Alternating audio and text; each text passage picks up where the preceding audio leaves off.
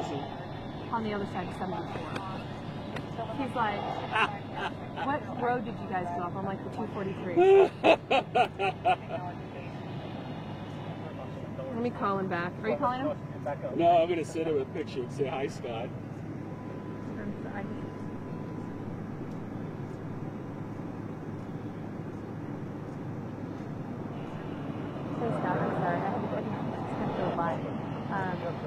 Yeah, so we came up to 243, and we were able to get up here fairly quickly. So we're just down the outskirts of Idlewild, which I guess would probably be the south side of town. We're here because we're at this like ridge where you just see the fire kind of coming up over it. Yeah. I just love this.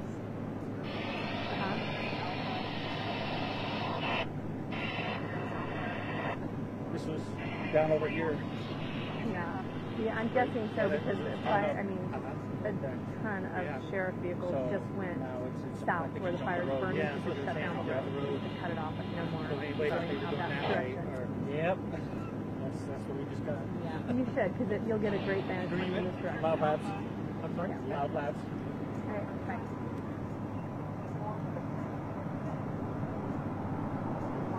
I'm sorry, I'm just going to direct. Hello?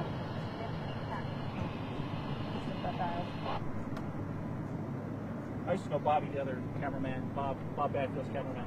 Bobby Holt? Yeah, Oh, Elvis. Okay. I called him Elvis. He looked like Elvis. Really? I would never think that. Mark, nice to meet you guys. Oh, okay. I'm with Loud Labs, so you guys got my footage this morning before you guys came out here. Loud Labs? On this? Yeah. Oh, okay. Yeah, so I sent off to everybody this morning, and they all... See how it's moving across? I come across the trackway. Yeah, I was just there. See that fire is right there? Yeah. The big one? I was just there about a minute ago. Got it. Whoa. That's Look at that. You can see some hot spots. I hear you guys. I got you. Let it go to where the tree, right there.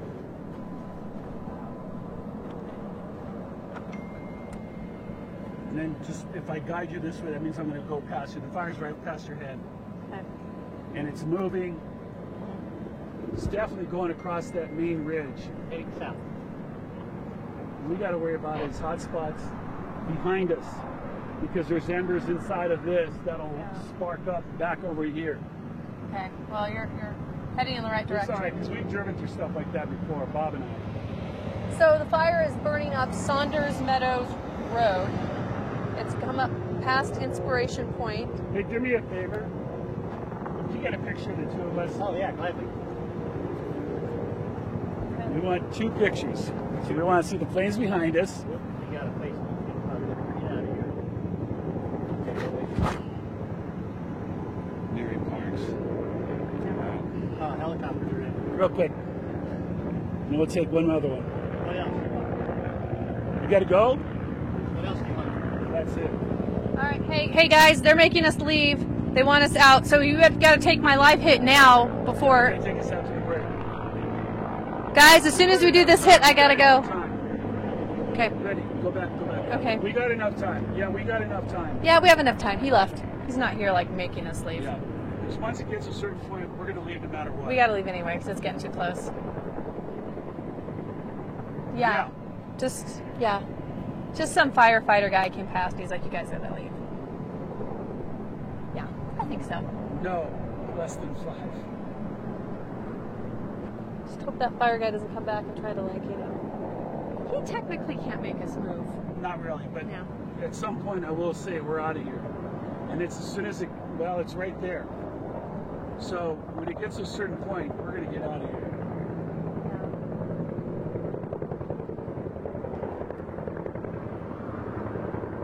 I got to get that helicopter. Okay, give me, how much time till we're live?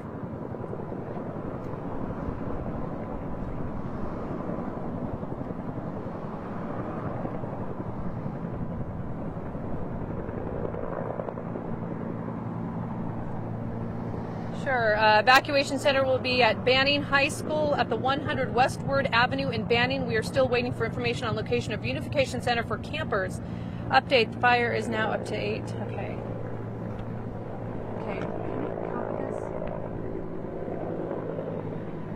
No, No. Hey. No. Hi. Hold on. So you'll know, we're going to have to break down at some point for safety reasons, okay? The fire department's already told us.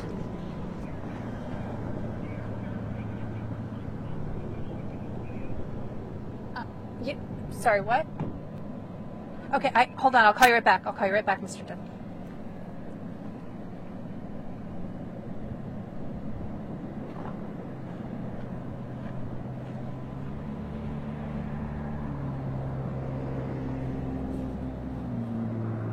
Well, I just checked in with the San Bernardino National Forest Service to check on the acreage, still at 800 acres, the latest information that we have on acres burning. But I do want to show you this fire that is rapidly coming up this ridge here. Now, we're told that the fire has now jumped the highway there. They are pressing people to get off this mountain and to keep the roadway open for emergency vehicles.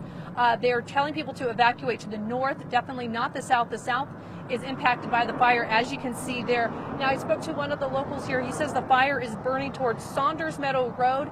That's up Inspiration Point, as it's known to the locals. Now, what we're seeing here, I've seen a couple of the helicopters come and do a water drop on the fire, but we're seeing a lot of the hot spots kind of jumping all around like little fires here and there as this fire continues to chew through some of that dry brush. They do have air support all over this fire as they try to get it out. And we're also seeing, this information came from the U.S. Forest Service, that is, 800 acres. The fire continuing to burn here. They have evacuated the community of Idlewild as they try to get this fire under control. Now, I do want to let people know that there is an evacuation center that is being set up at Banning High School, which is located on 100 Westward Avenue in Banning. They are also waiting on information on locations to of a reunification center for some of the campers up here. As we were driving up, we did see what looked to appear. There's a police unit there. Oh, there's okay. I want to point out. Sorry, I'm gonna go ahead and point out this fire. If you can see there in the background, there's a unit, emergency units there blocking the road, trying to get people out and evacuated. There may be some people up there. We don't know yet. We've just been seeing a lot of emergency vehicles going up and down the road here. The 243, we're just on the outskirts of Idlewild. But I do want to mention that we did see some campers that were up here. They were already out and gathered to be transported. And I know that for some parents that have kids up here that are going through some camps, they are taking those kids off the mountain. They are evacuating them north. Right now, they do not have a reunification center yet, but I'm going to continue to monitor the San Bernardino National Forest for information on that. I know that some parents are probably trying to figure out where to go to pick up their kids if their kids are up here for camping. Again, we're going to just continue to follow the Cranston fire from here and give you some updates on the mandatory evacuation as well. Reporting live here near Idlewild, Leticia Juarez, ABC 7 Eyewitness News. So I'm looking at 4G, so I get really great connection here. So I download the video. Then what I do is I open up the email, put all the context in there, put my download. All right. Hold on, I gotta call this guy real quick. Yeah, I'm gonna try. We've already been asked to leave, but I'm gonna wait. So until I feel it's really unsafe to get out of here.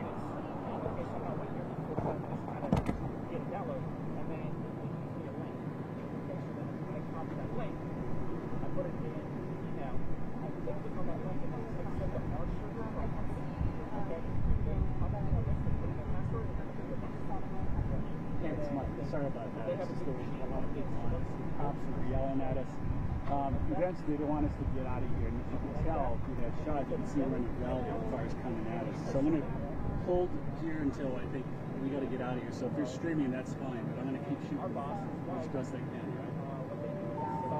Right? All right. How does my set signal come in myself? Because I'm basically myself. Okay. So for Loud Labs, yeah, I'm up on that right now. Okay. Okay. All right. All right, bye.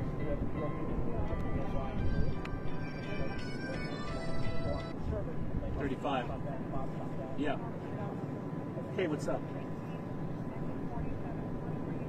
I do a part-time. I work in LA. It's really coming at us. If you look at the monitor, I'm on, I think, over 61. Got all that in 2014. Yeah. What's coming at us, the fire department, people want to shoot. So she was going to see trouble with the blood. It's pretty bad, and I've done a lot of fires up here.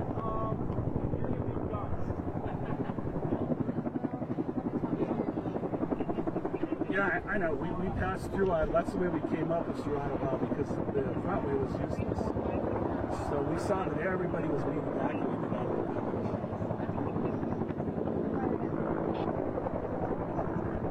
Okay. Yeah, I'm Letty will probably make some calls hopefully. So.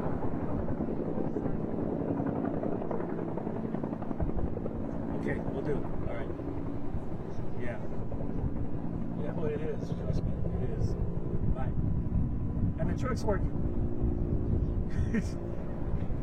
Yeah, no, it's just on cells because I don't have time. If the fire really starts to rush us, that's what I'm saying. So I could trust me. So no, I've never had it. It's just what's in the truck. See a fire truck coming. Okay, I gotta go. I gotta go. Bye. So did you guys hear the arson spin on this? Okay. So I'll let Mark know. I'll let Mark know. Will do. All right.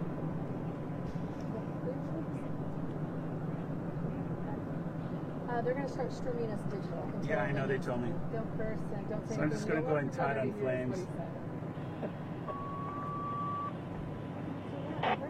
Sheesh. Yeah. Apparently they caught him. Network News is Engine 71 Paul Barber doing stuff on us.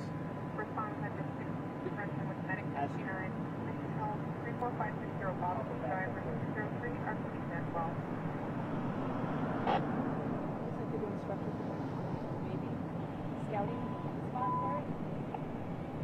Where he ended up. That's all I've seen. I sent Scott a picture of us. 19, confirm you copy cancel. Send it to me, would you? Prosperity. Oh, look at it. It's kind of black right there. Yeah. I'm watching this right here too. That's Over there. You know, more houses and stuff on that ridge. Letty, was he waiting for us to go that way or this way? Yeah, go there. Because Letty was saying, hey, there's a shot over here, but we're not going to. I don't know how far they'll let you down. It doesn't matter. We're not going to go anywhere. This is my limit. Is it? A lot of experience on this. Look at that smoke. It's like cool. Yeah. I don't know if the guys are structured over there. I was over there for like fire. They did a good job.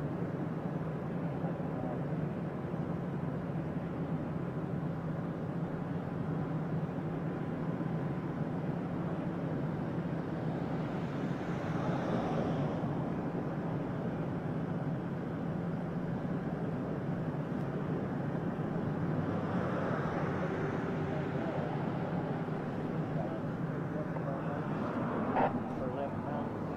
Engine 3350 I just need to cancel. use black ones. Look at the black. Look how black Yeah. that is.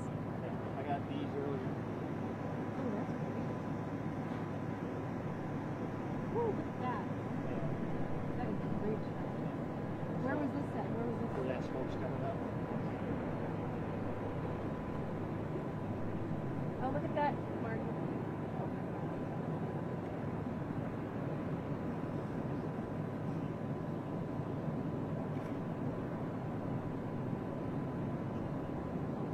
Wow, Hershey, Pennsylvania. Really getting hit hard. Flooding? You listen to Network? Hmm? You listening to Network? Are you listening to Network? Yeah. Because they're on streaming, so they want me to keep an ear on.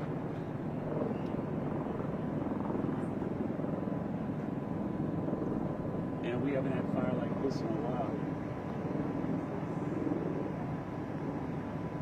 That's a cold fire.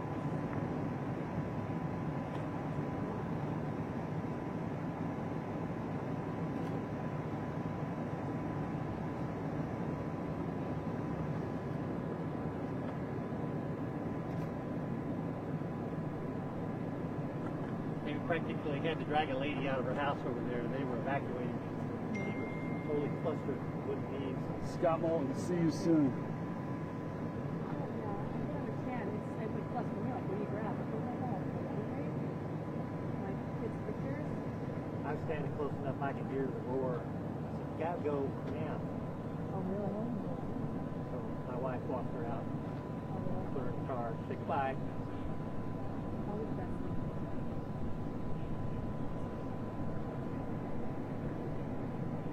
Now, where that fire is right now, on the left side, that's where the road is. Yeah, exactly. That's over the highway. See, we could have gotten close already, but I just calculated because of the number of remotes, I'd rather it come to us.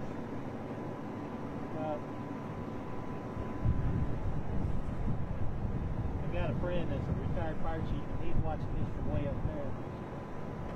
He said the biggest threat to Idlewild will be later tonight with the wind shifts. Which way will it go? Will it go, which way will it come straight up on the other side of the He camp? said it could curl back up. So it'll come around the back way? Yeah. Could. Where's most of the bark beetle damage? Because when I first came to was Gardner Valley, that's where it started. Not sure. I'm not that up on it. I did the very first finding of that. It was in about 92.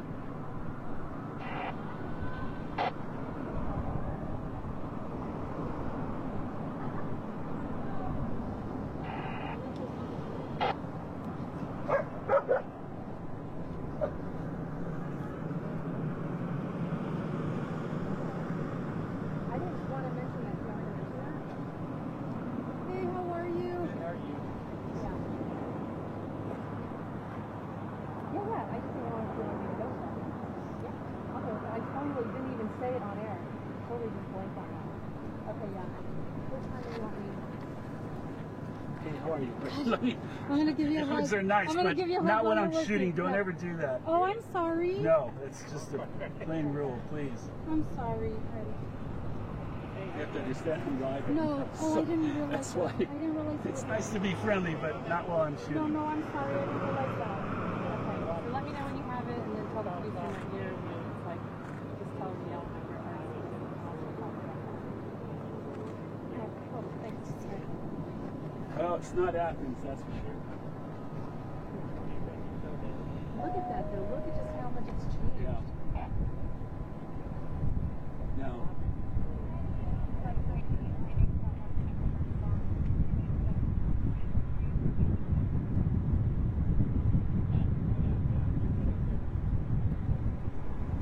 And they were putting some defensive rock.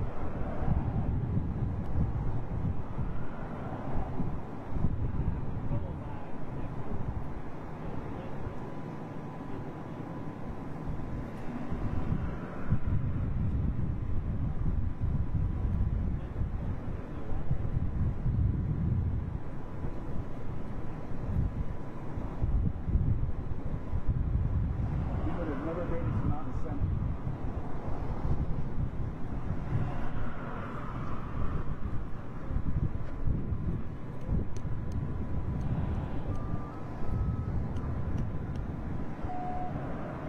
There we go.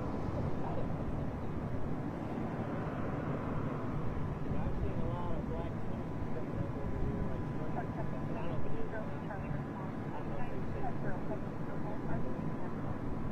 The fire is definitely moving back on center.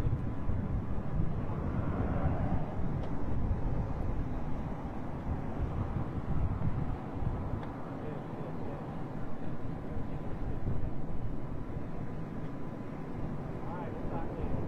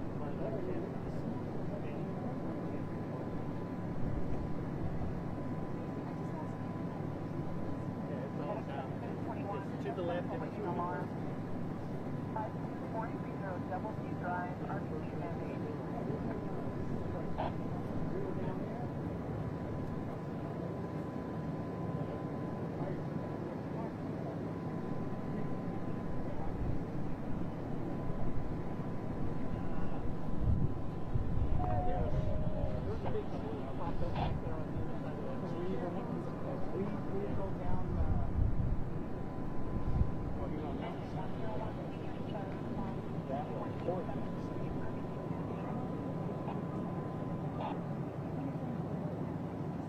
Yeah, well, we started.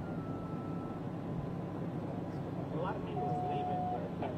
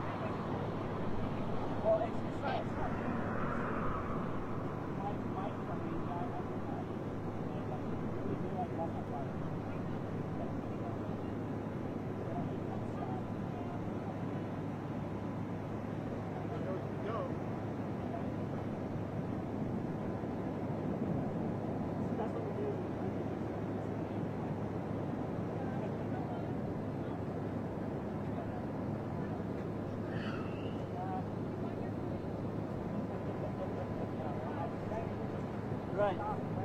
Right.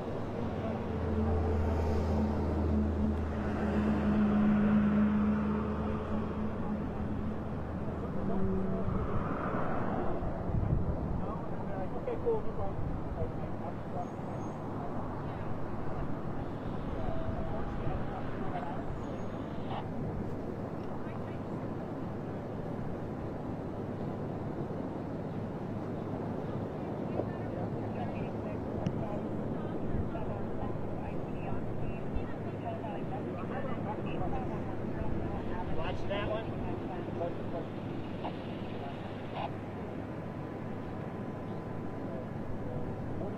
You watching that one? That one's coming this way. Once it takes out a couple of houses, then we'll probably close. You gotta get a shot. Yeah.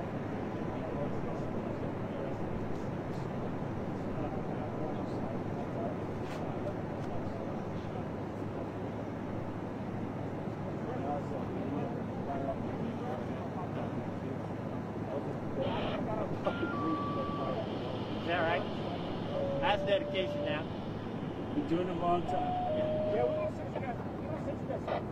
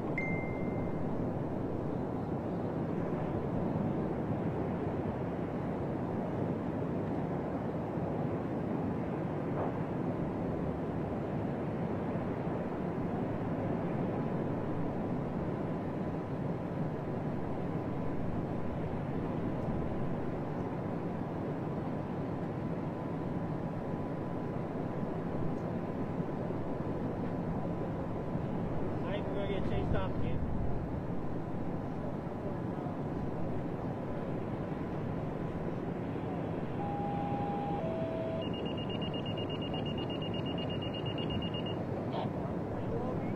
Yes, sir.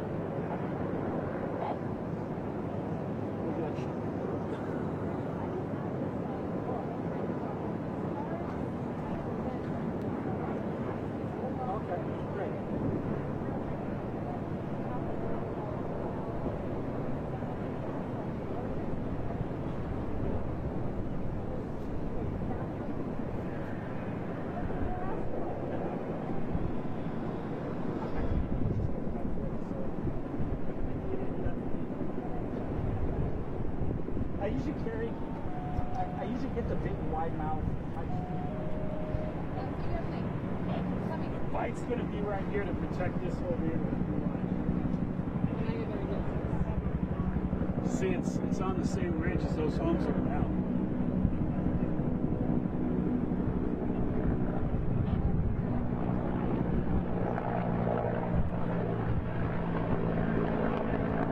Doing something back there. That's for sure.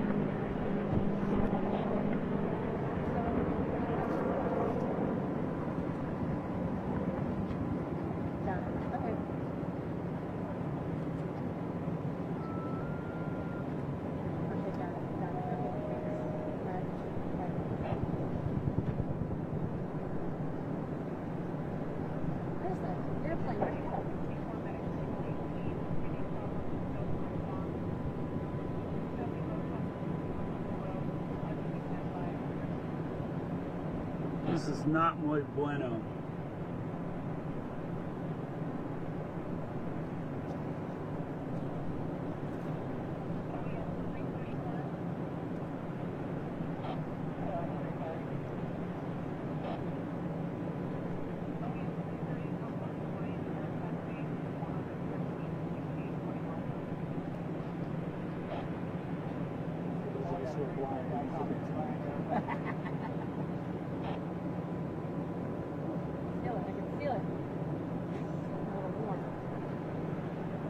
Brought my bathing suit.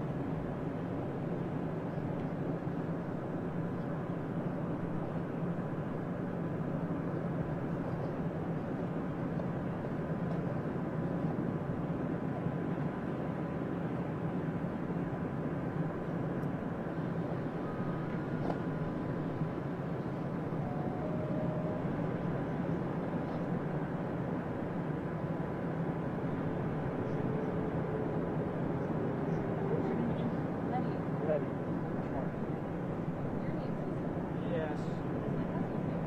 Okay, mine's with the C. Buddy, turn.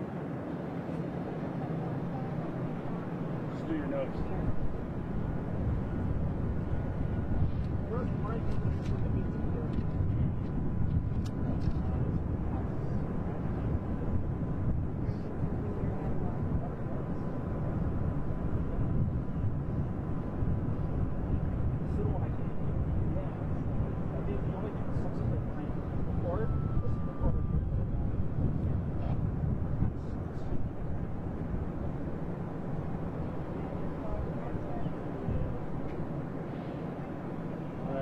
I might try a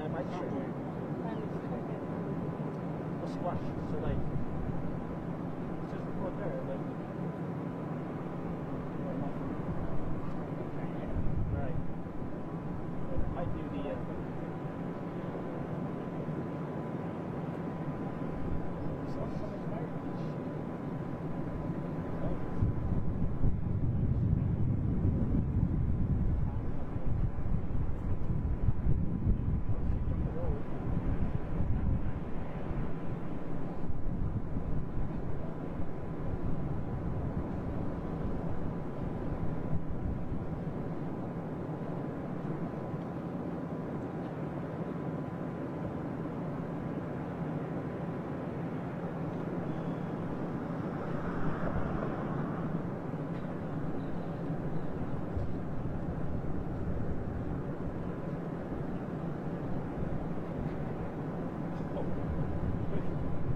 Pause shit drop on that car over there. We had one of our streamers about a month ago filming and he just got dumped on. He was standing there and just, him and his whole camera, he just took a picture of himself. Just all I got hit last Thursday with this thing. The whole truck. I've learned to keep my windows up on my vehicle.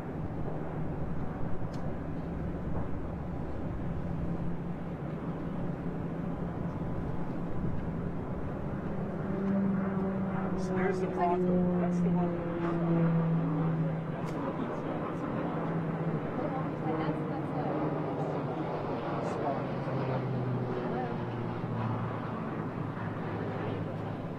We're on the 243, just north of Idlewild. No, south? No, sorry, west south. of it. South. What's going on, guys? We're here. 243 in Idlewild. We're west. Got the Yeah, big just brush go west of fire going Idlewild. on. I thought you were south. It's right here. Hold on, we're going to take a Trying look. to get all the photos I can.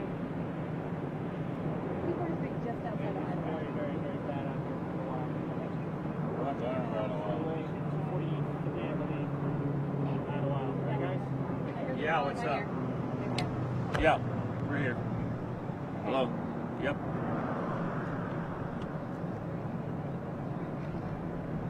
So wait, use the picture and then an intro and then her?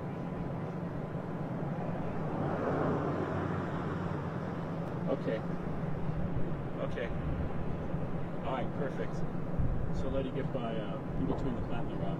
Right there, because I'm going to concentrate on these homes and the fire.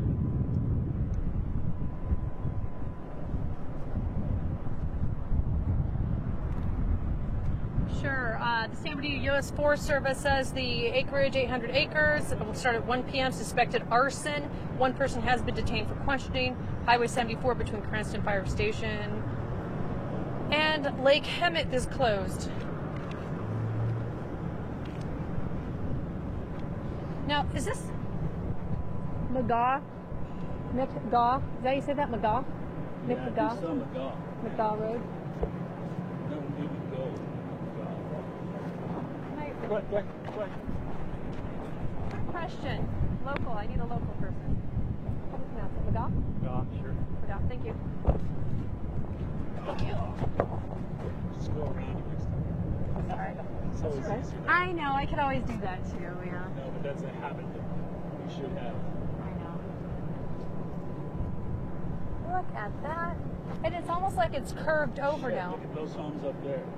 Yeah. Can we? I'm gonna probably, if I step all the way around over Yeah, to you're you, gonna have to. But first, right now in the shot, we're gonna focus on it's that. gonna be ridge. those two homes and the fire behind it, and then I'll pull out to you, and you'll be in the shot with everything behind you, and then just kind of guide me.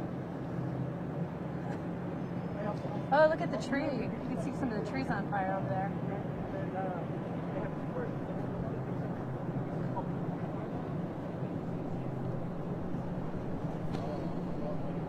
Where's your Nomex? It's inside.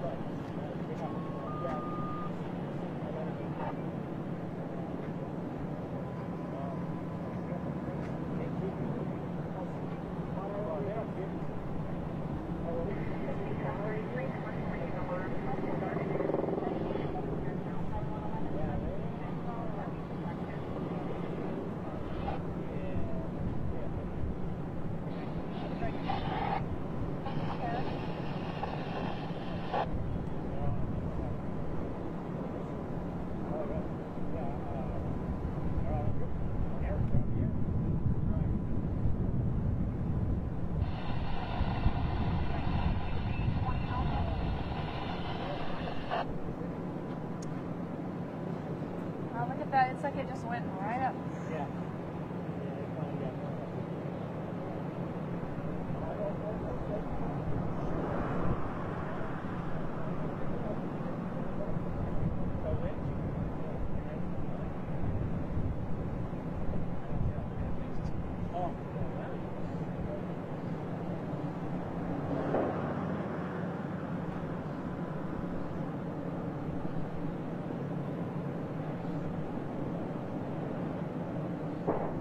You hear that? Yeah. What are we hearing? Blowing up the propane tanks, your cars. Somebody said it might be trees blowing up too. Could be because of the What have we been dryness. hearing? That's the third one I've heard, whatever it is. All right. Look at that tree. Look at that. It's a Roman candle. Oh, that tree just got demolished. Look at that. That tree's gone. I've gone in a hurry. That just went up like, whew.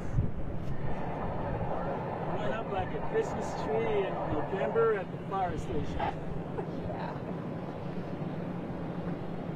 Confirming strike team 6820. Okay, Letty, get ready. Look at that. So get back over a little bit this way, right there. I'm on that tree.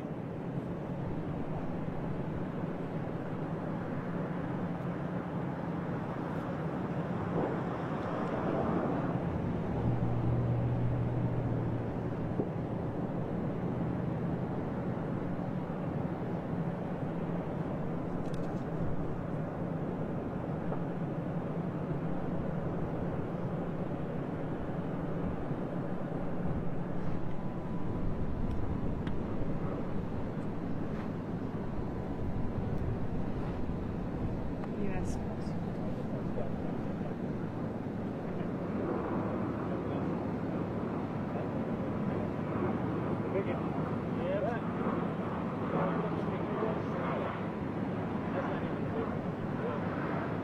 No, that's the medium one.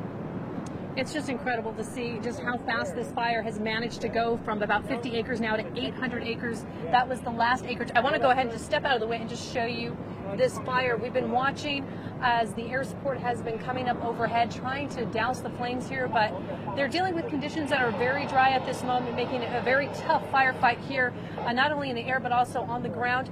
We're told that the fire did jump Highway 243 near Idlewild Grinding Fire, and it quickly just started to climb up this ridge. It went down into this little valley.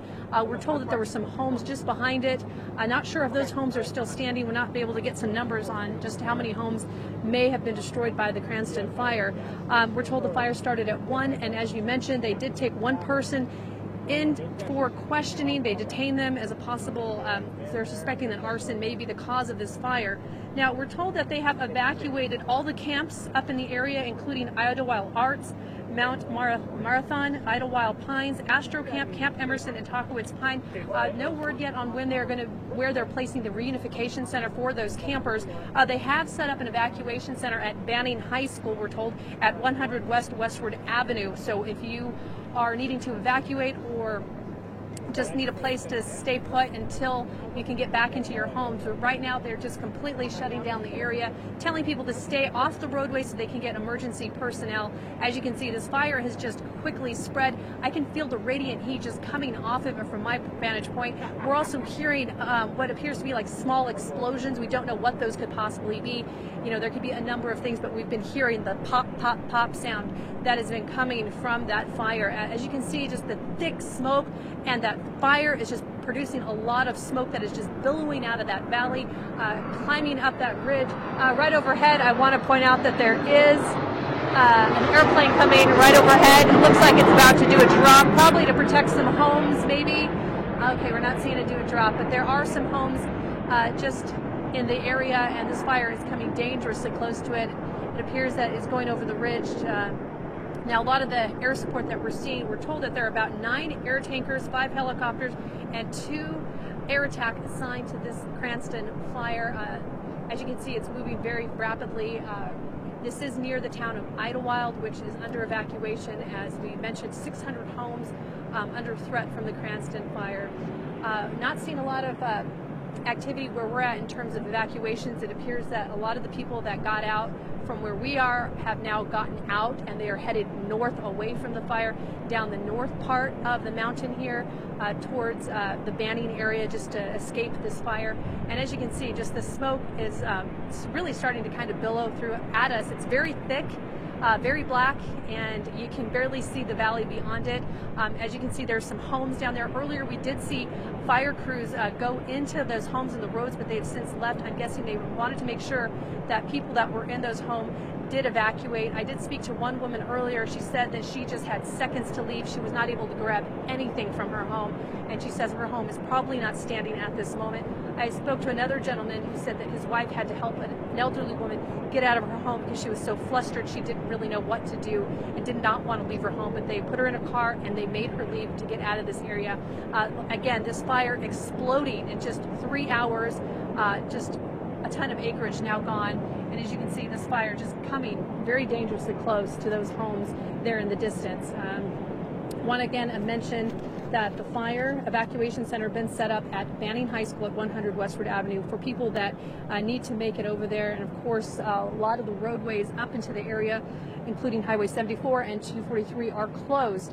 So don't expect to come up here. They have put not only mandatory evacuations, but they have shut down the roads coming into this area to allow fire personnel to get up here. Reporting live near Idlewild, Leticia is ABC 7 Eyewitness News.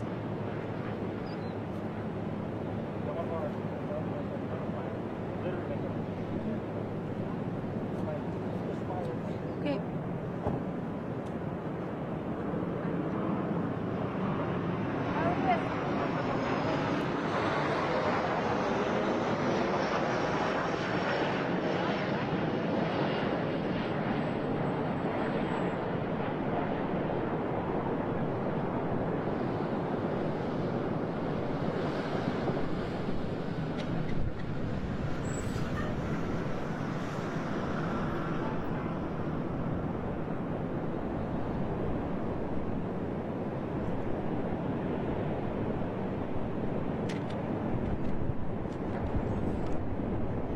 Jacket on.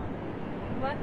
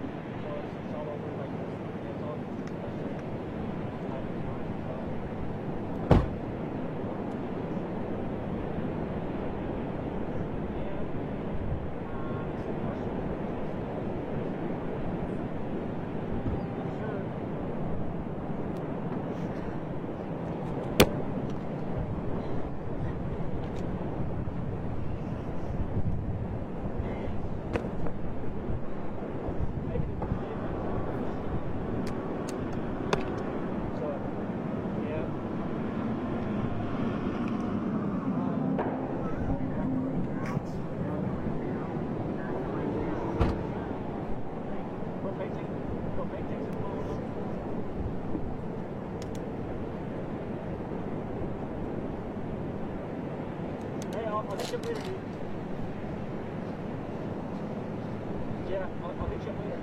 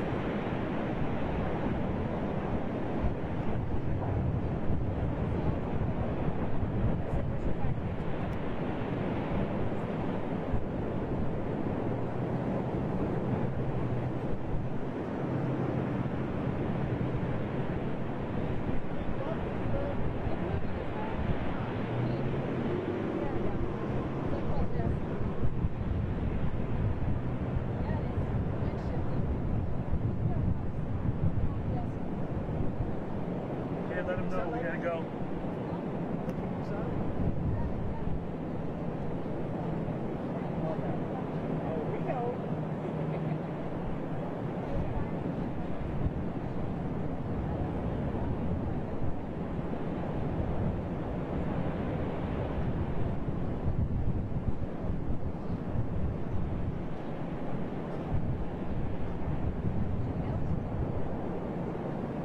Sweet.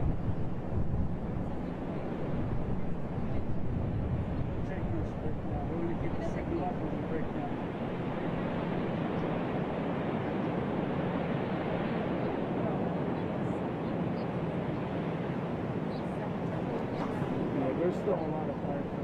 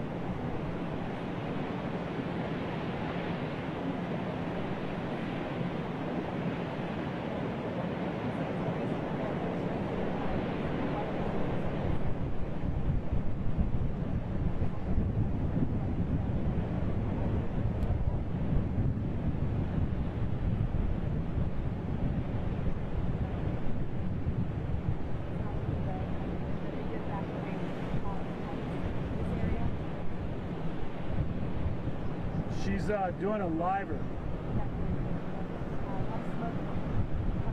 Out of this, and of course, talks about this actual smoke is coming right out here. Lady, they may need you live pretty soon. Okay, I'm going to go ahead and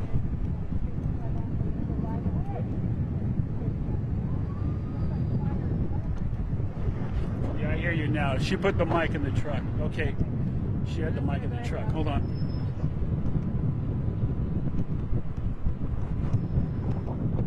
Got it.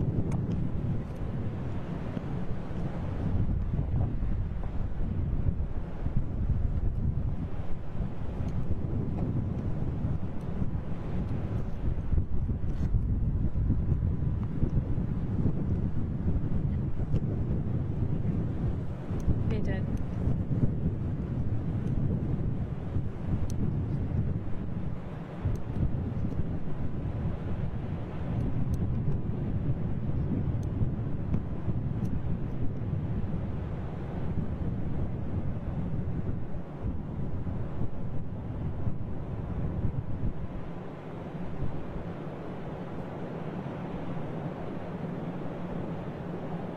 Ready?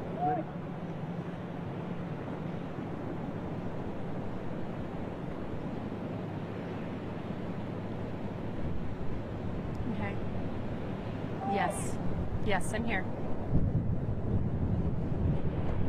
Got it.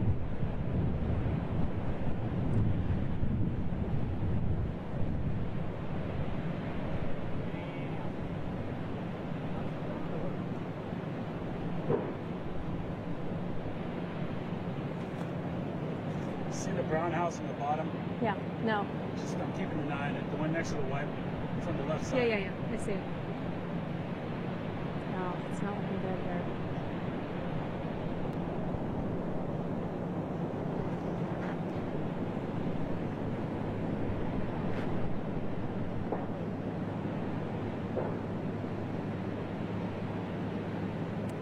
Mark, I can tell you this fire is moving very rapidly. Just from when we got on scene maybe an hour ago, this fire has just really taken off. We've been keeping an eye, especially on the homes that you see in the foreground. I actually see a vehicle down there going towards the white home with some flashing lights. I'm guessing that's some sort of law enforcement truck or something because they have the flashing emergency lights on. But we're seeing as this fire is just coming up, and it's not looking good for the homes right there because that tree that you see burning behind the brown house, it's right behind it, and we're starting to feel a little bit more wind picking up, and of course we know that sometimes fires can really create their own weather and do that. So we're seeing as, oh, you can hear the roar. I don't know if you can hear it from where I'm standing, but I can hear the roar of the fire as it starts to pick up on those trees, and it gets into those trees and it just lights them up like a Roman candle, and you just see the trees just taken down very rapidly. And we're now really having a hard time seeing because of all the black, thick smoke that is coming off this fire. It's really getting into the valley that you see down there, and we're starting to see as this as that smoke is starting to get into some of the homes just right there. It's just creeping closer and ever so much closer. We've seen as they've come through trying to do some water drops in hopes of saving homes. I just heard another explosion. We've been hearing the pops going on and off as this fire has continued to come closer. We do know that the fire did jump the 243 on the southwest side, and they are evacuating people going north to get off the mountain. They've set up an evacuation center at Banning High School. They've also taken all of the different camps that are up here, and they're taking them off the mountain as well. But as you're looking at this fire, you just can't help but to think about the people and whose homes these are. I spoke to one woman who said she had seconds to leave. Firefighters told her to just get out, leave. She did not grab anything, and she's like, my home was just over that ridge, and now we're seeing the fire. It has come over this ridge now, and it's coming closer to us. We are going to actually have to leave where we are right now because I had a U.S. Forest Service person tell us the fire is coming at you guys. You're going to want to pick up and leave. So I do want to tell you that we are being safe, though. Our truck is parked in an exit position so that we can rapidly pick up and leave here. But we do want to show you the scene here and what this fire is doing. We also do have, I am looking at a water truck, a fire water truck. So I guess if he's still here, we're in a good position. He's there watching the fire. I'm guessing relaying the information back to headquarters about what this fire is doing. Oh, there's another pop that just went off. The thick black smoke here, just really getting into that dry brush. I mentioned in my previous reporting just the bark beetle infestation, really doing a number on the trees out here in the Idlewild area. They've done a lot though to try to get those trees out, but still it's been just very dry up here. The weather, of course, has been really dry. They're dealing with triple-digit temperatures, of course. So you can just imagine this fire just taking off very rapidly. And of course, they did detain one person for questioning because they do believe this fire is arson related. It started around 1 o'clock this afternoon, quickly grew from 50 to 800 acres. Then now we're hearing 1,200 acres. So as you can see, the fire really taking off in a short amount of time. Probably just based on the conditions out here. You got the dry brush, you got the triple-digit heat, and now we're starting to kind of pick up on that wind. So you really got a triple whammy out here. The firefighters are having to deal with just trying to get this fire out, trying to keep the community of Idlewild safe, trying to get everyone off this mountain. And I do want to point out that the highway I'm standing on, 243, is named the Esperanza Memorial Firefighting Highway after the deadly Esperanza fire that occurred here. Just to give you an idea of just how dangerous these fires can be for mountain communities like this. Is that our alarm system? I'll throw it back to you, studio. Oh, is that right? Oh, that's Haven, Riverside County. You're out, where you at? She's in Riverside County, up in Hoover Valley. Where you live at? Well, I'm up in Mission Grove. Nope. Don't come up to Mission Grove, man. Every other house is a copper firefighter. Well, that's good that you'll be safe. Yeah. Maybe we should go up there. Yep. I have to be honest, I haven't seen it here. I've been seeing them flying over this ridge. If I could point my camera to where we've been seeing those planes going, they've been going just over that area. We've seen a few helicopters dropping into this area, but we really haven't seen the line of Phosgene being laid down in this exact area. I know that they did try to lay it down further to the south of us. We see some of the cars that have come from that direction covered in that pink Phosgene that we're so used to seeing when we see those planes drop. Now we are watching as like those lead planes that come in and help the firefighters in the air to drop that retardant and those waters coming over the area. So, but we haven't exactly seen them drop in this particular area right here.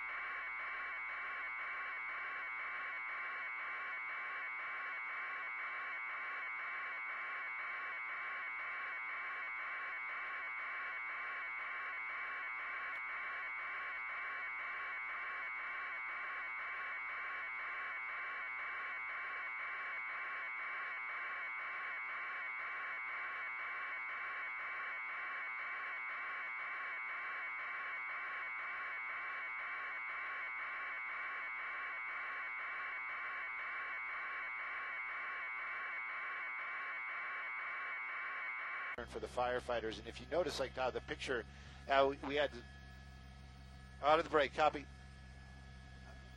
How earlier on we had like really bright and clear shots, and now all of a sudden, all right, cool, tanker.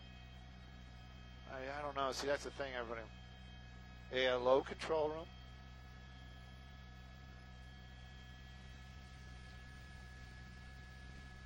All right, copy. I don't know where he's going, dude. He looks like he's going underneath us. I don't.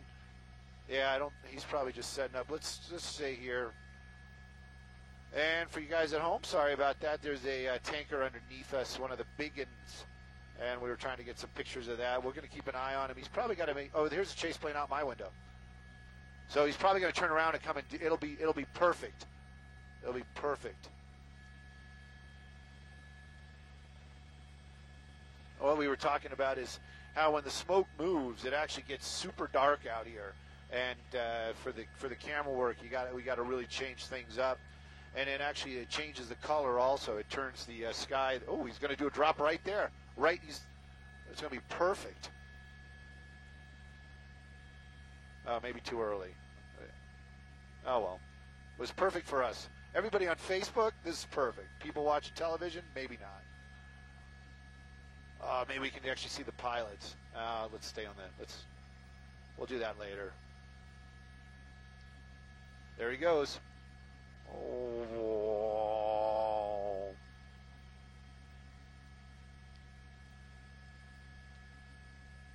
That was awesome. See where he dropped it. He is protecting those homes right there that we were looking at. 30 out. Maybe. All right, cool. Actually, there's a really dramatic picture right here. Oh, why did you say that? It's gonna be horrible. Oh, look at that. There you go. That tells a story, doesn't it? Brennan, stay here, please. Copy.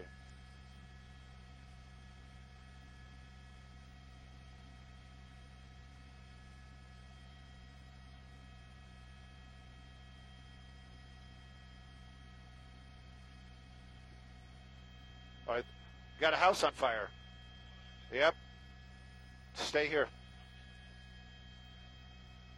We got another house on fire. Yep.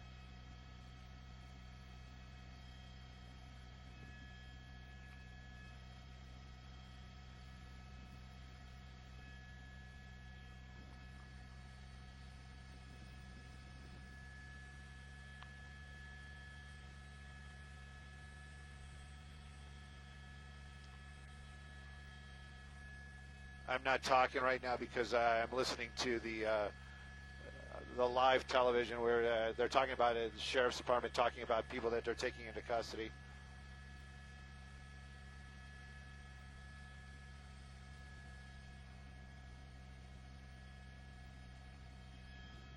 I'm going to come back to that. Don't worry. Copy. Coming back to it. Don't worry.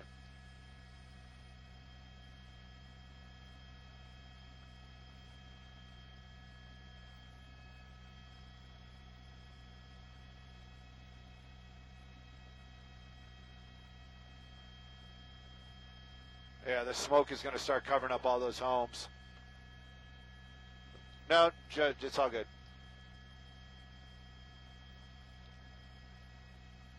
Copy all. Yeah, the smoke's covering it, but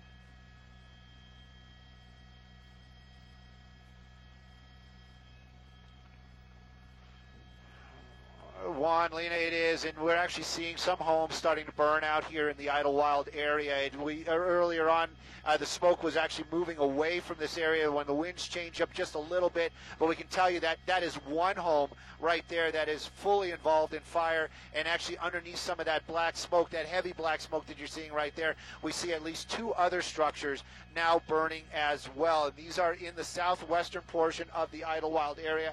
This is the area that's under that mandatory evacuation situation.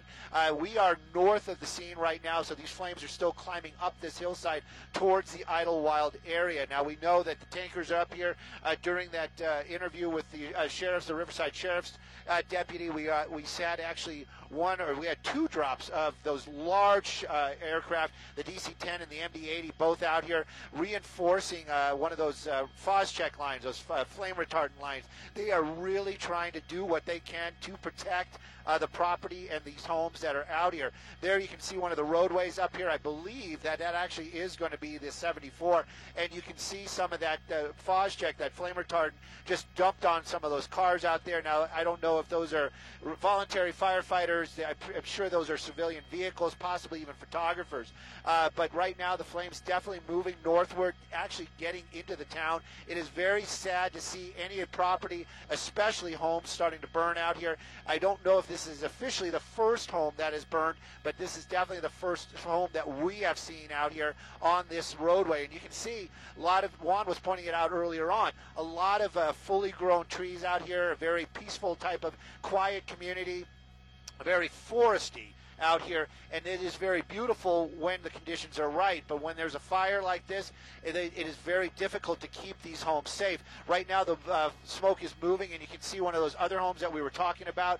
There you can see it, another house fully involved in fire. We know that there's another home just a little bit up the hillside there, and the flames were getting very close to that as well. Right now, we don't see any of the Forest Service or any of the structure protection that we so often see in these type of situations making their way over here. The resources are spread so thin right now because of the expansion of the fire, meaning the spread rate. This has moved very, very quickly. It was running up the hillsides. Winds are light. There is a little bit of humidity out here, but the terrain and just the extreme heat, and then the fire moving up the hillside, making it very, very difficult for any of the firefighters to battle this. The aerial support, that's what we've been keeping an eye on out here. That's what we can see. Now, these guys, they play an important part, but you know, those guys on the ground, they are doing a lot of back-breaking work as well. And right now, the aerial support, those big DC-10s and other aircraft, fixed-wing aircraft, dropping the Phos-Chek, the flame retardant, they are really, really hitting this area up here, and this is going to be Idlewild. We are over Idlewild, looking down at the southwest corner, and this is the area where those mandatory evacuations were earlier on, and now we can really see why, as these flames really getting close to these homes out here, and we're starting to see some of those homes starting to burn. A very sad situation indeed. Juan, Lena?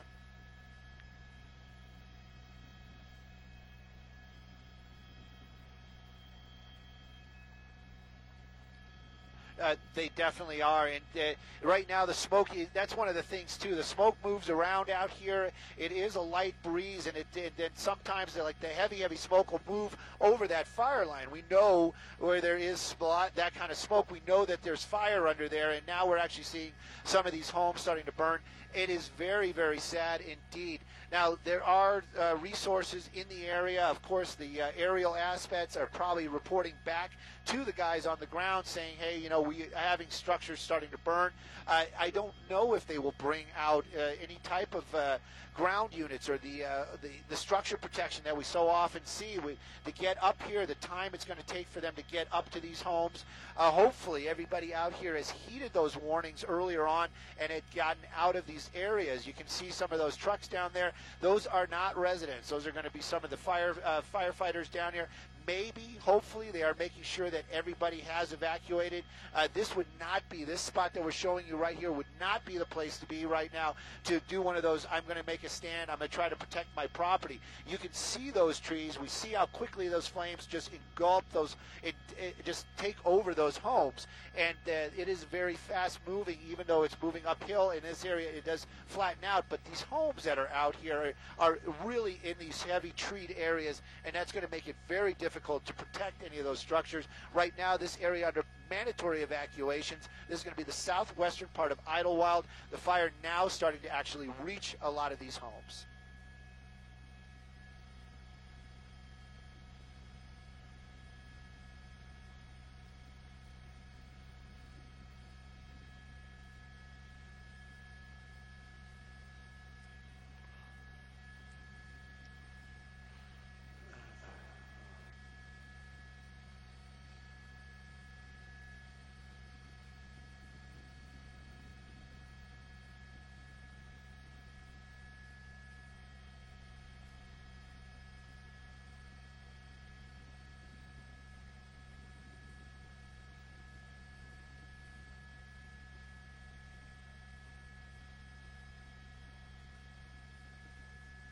Copy, thank you.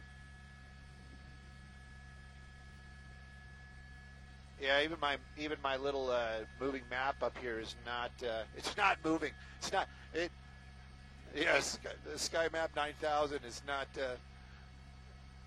Is produced by Moto X.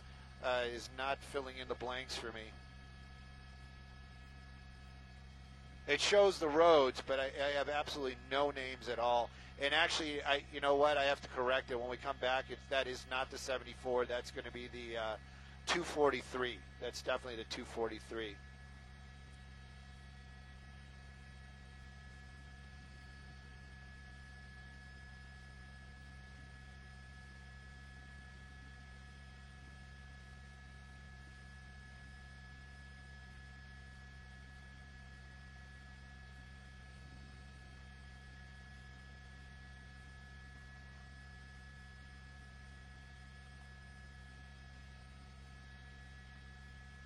Up, there's first structure protection. I saw the first fire truck go through. He's right, obviously behind a tree because I'm shooting it. And it looks like another house might be taking off, one of those ones we saw on that hillside.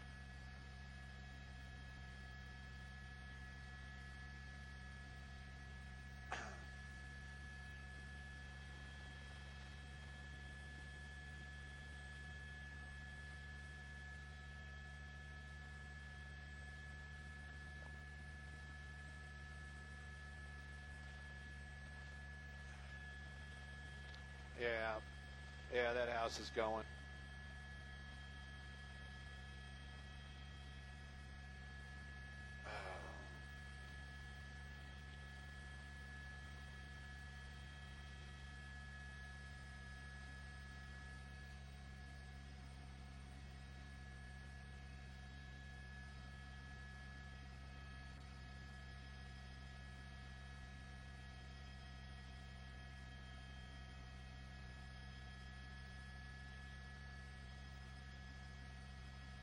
Maybe not. Maybe that house is still okay.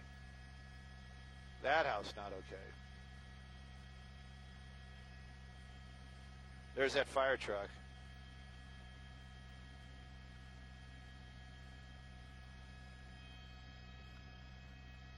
So you guys on the web, you guys can watch with us. There's some of these structure protection moving in. Now, this is one of those things that's probably even difficult for the firefighters. You know, they're getting here on scene. Their job, obviously, to protect property and lives and property. We're assuming that everybody has basically gotten out of here as far as people. These homes, though, they are in a very vulnerable spot. The firefighters arriving here on scene, there's very little that they can do for those homes that are, the term is fully involved in fire, meaning that they are completely burning right now. There's very little that they can do. They're probably going to move along and maybe try to make a stand and try to, on the ground, keep the fire from moving across the street. That sounds almost like a simple task. Copy. Copy. It sounds like maybe a simple task, but it is beyond, it is so not simple. It is probably one of the most difficult things to do, especially if there's a shift in the winds. So right now the fire department probably just making their way through here, double checking, triple checking, making sure everybody is out of this area because you can see how dangerous it is.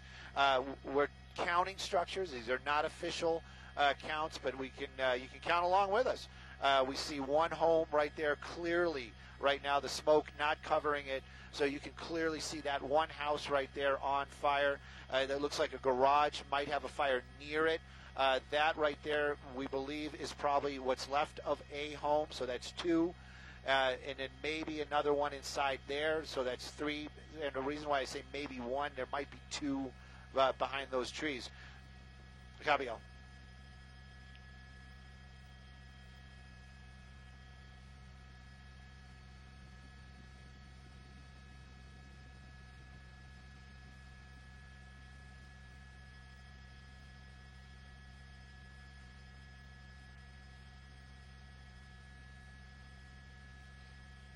Copy.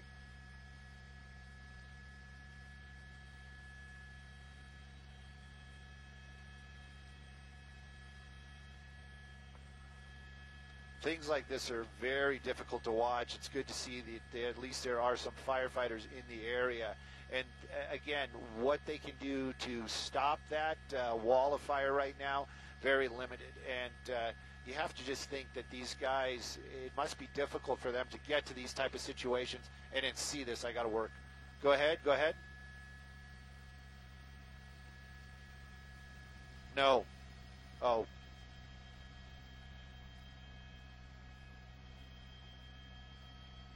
We're breaking out the abacus as we speak.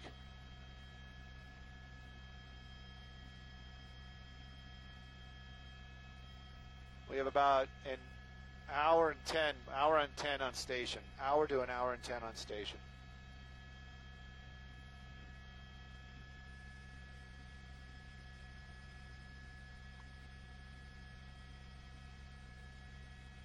Is that praise? Thank you.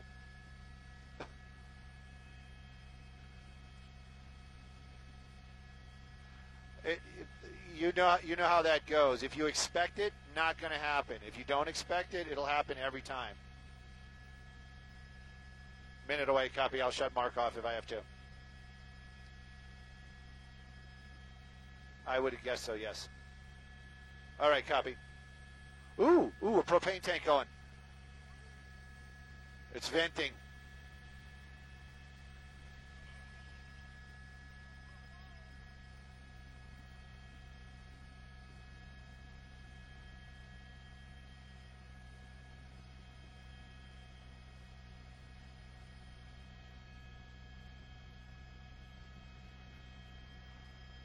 Oh, it's getting hot. You can see the pressure around it.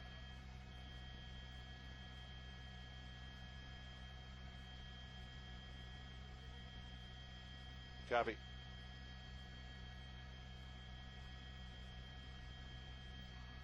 And when the smoke clears, everything gets a lot cleaner too. We're in the doubler. 10 seconds.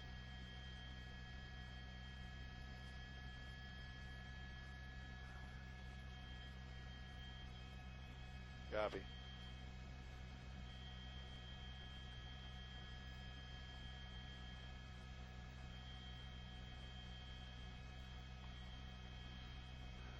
Juan, Lena, we actually know that there are some firefighters down there. They look like they are from Riverside County Fire. The reason why we're really keeping an eye on this particular structure right there is if you see in the, I'm trying to put in the,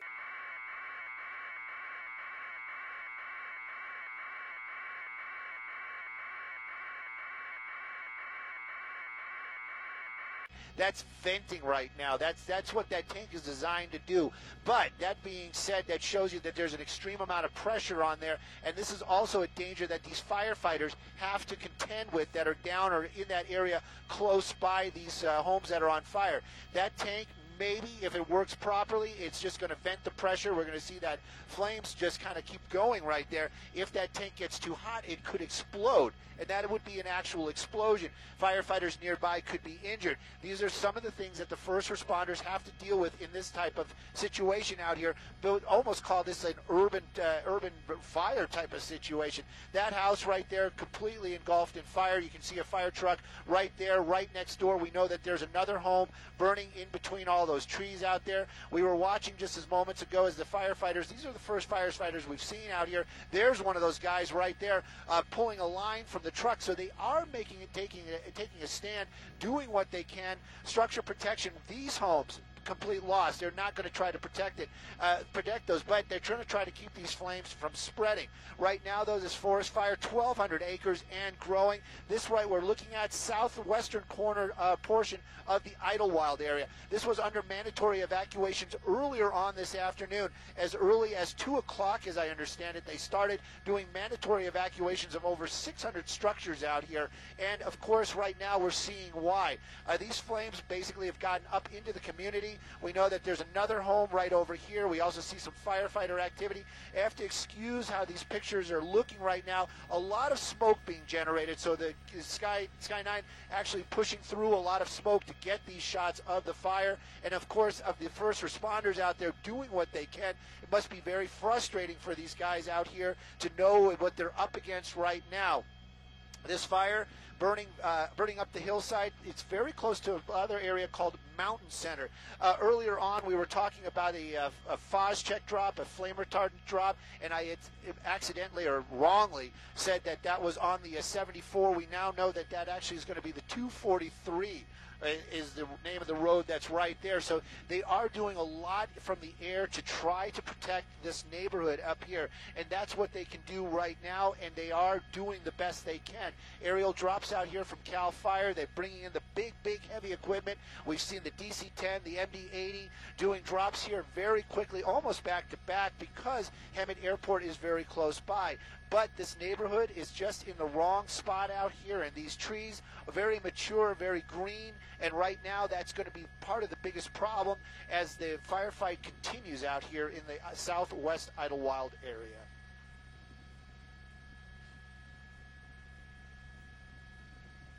Well, it is pretty much safe to say in this shot right now, yes, that is for sure.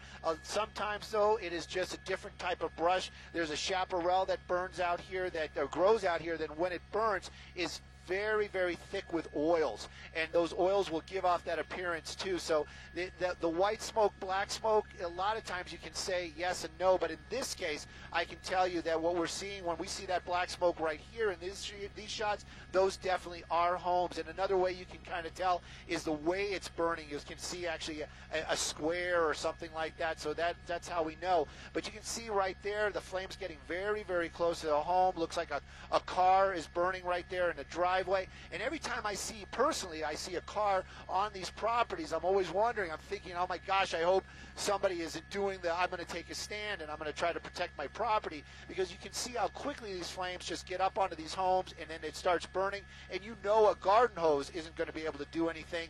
You know, the firefighters are down there with their professional equipment. Sometimes those are 2 to 3 inch lines that they're trying to put water in with high pressure. So you know a garden hose is not going to be able to do anything. We're keeping an eye on this spot right here, but I can assure you the firefight definitely continuing all along this 1,200 acres that are burning out here.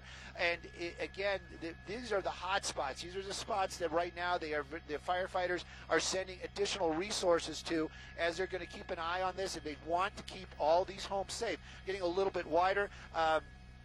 Lena rightly was talking about it, is you can't really see sometimes how many homes, that this is an actual community out here. They all kind of just blend into the trees, but believe me, this is a community, and they've got to put a stand here, and they're going to try to stop these flames from getting into that community.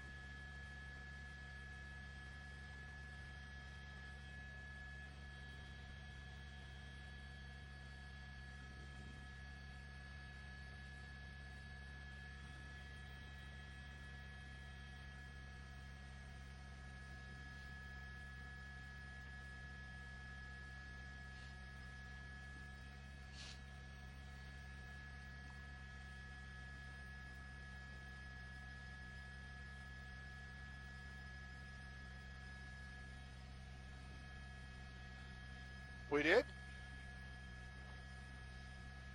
Nice.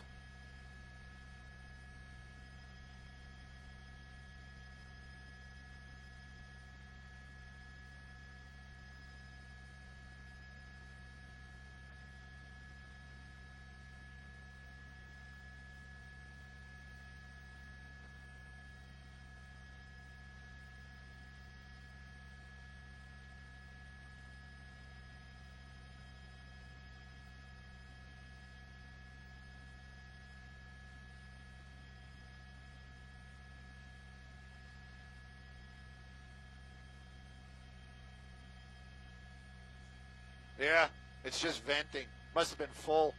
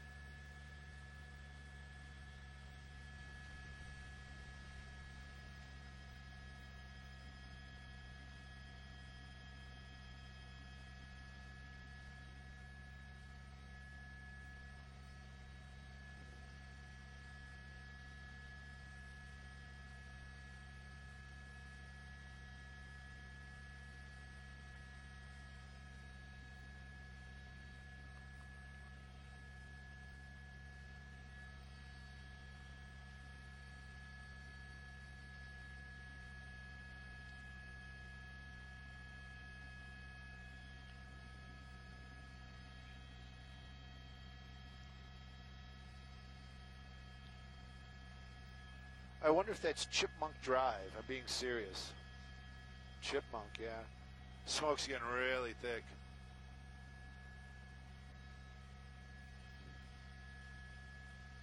Hey, Micah. And 30-second. All right.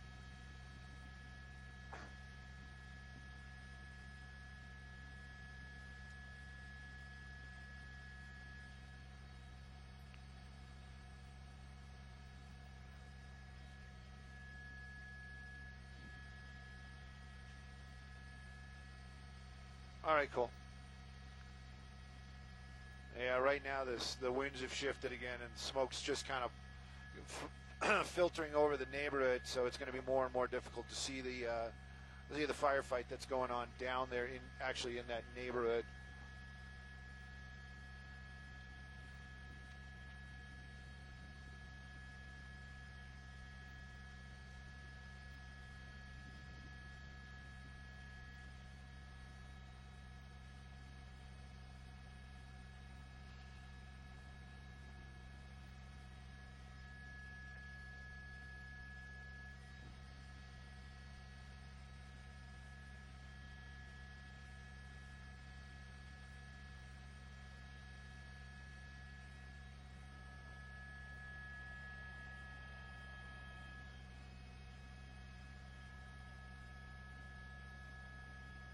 Yes, I am.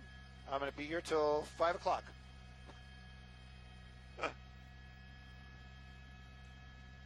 All right, copy.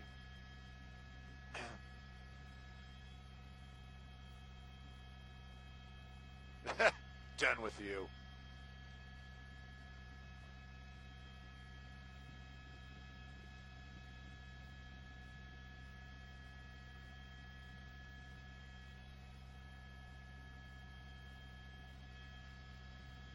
Copy.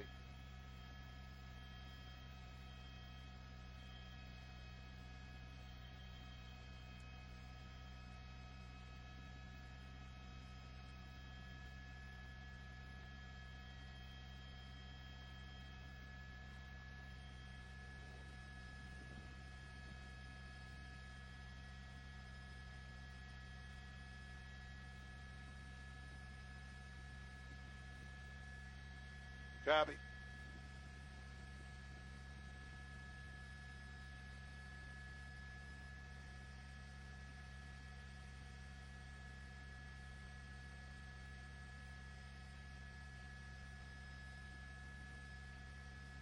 All right, copy on Freak 5.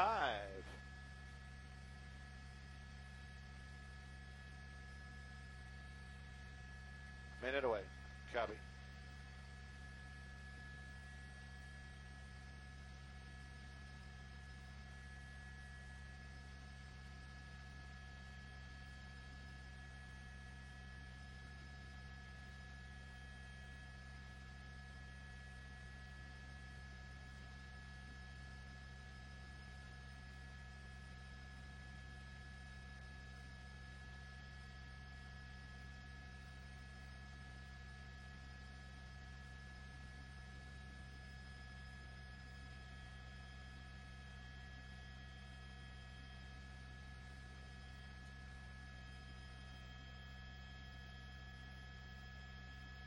Copy. I'm hunting and poking, trying to find the best stuff.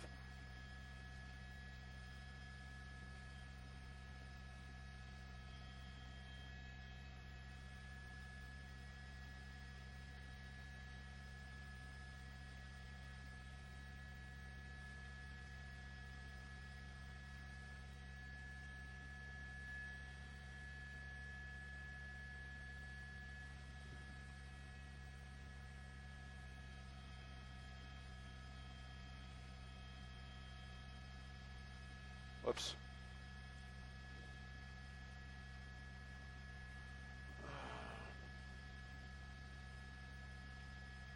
All right. Copy. Thank you. Thank you.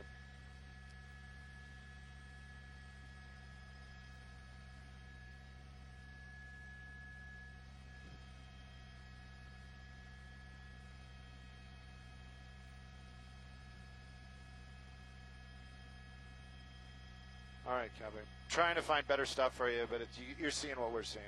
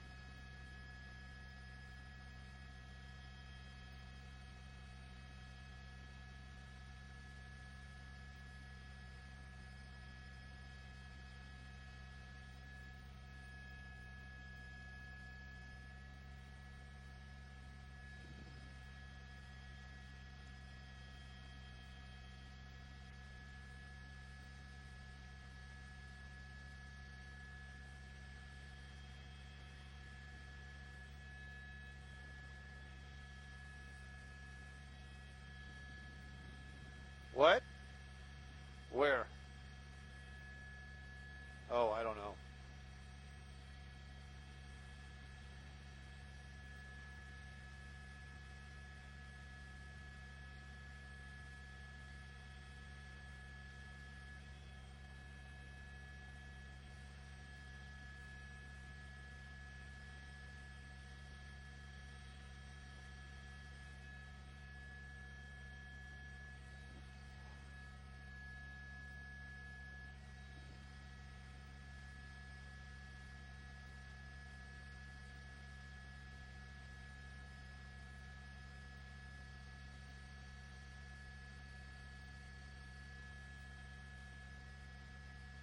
Woo! Some just went up. Yeah.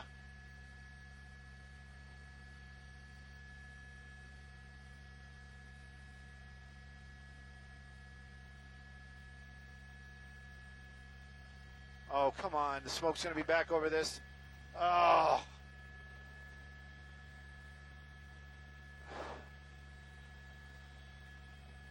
I don't.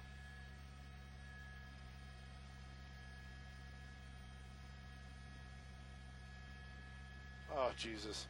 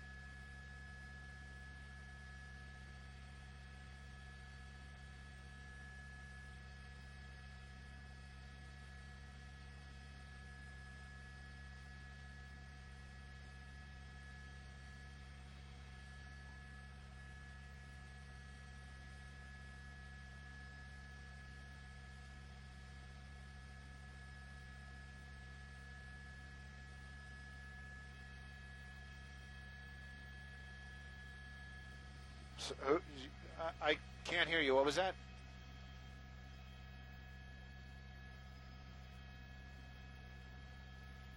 Well, I'm already slammed. I have nothing left.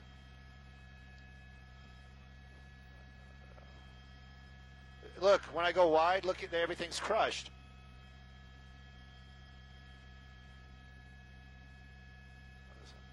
You guys realize I'm shooting through a lot of smoke.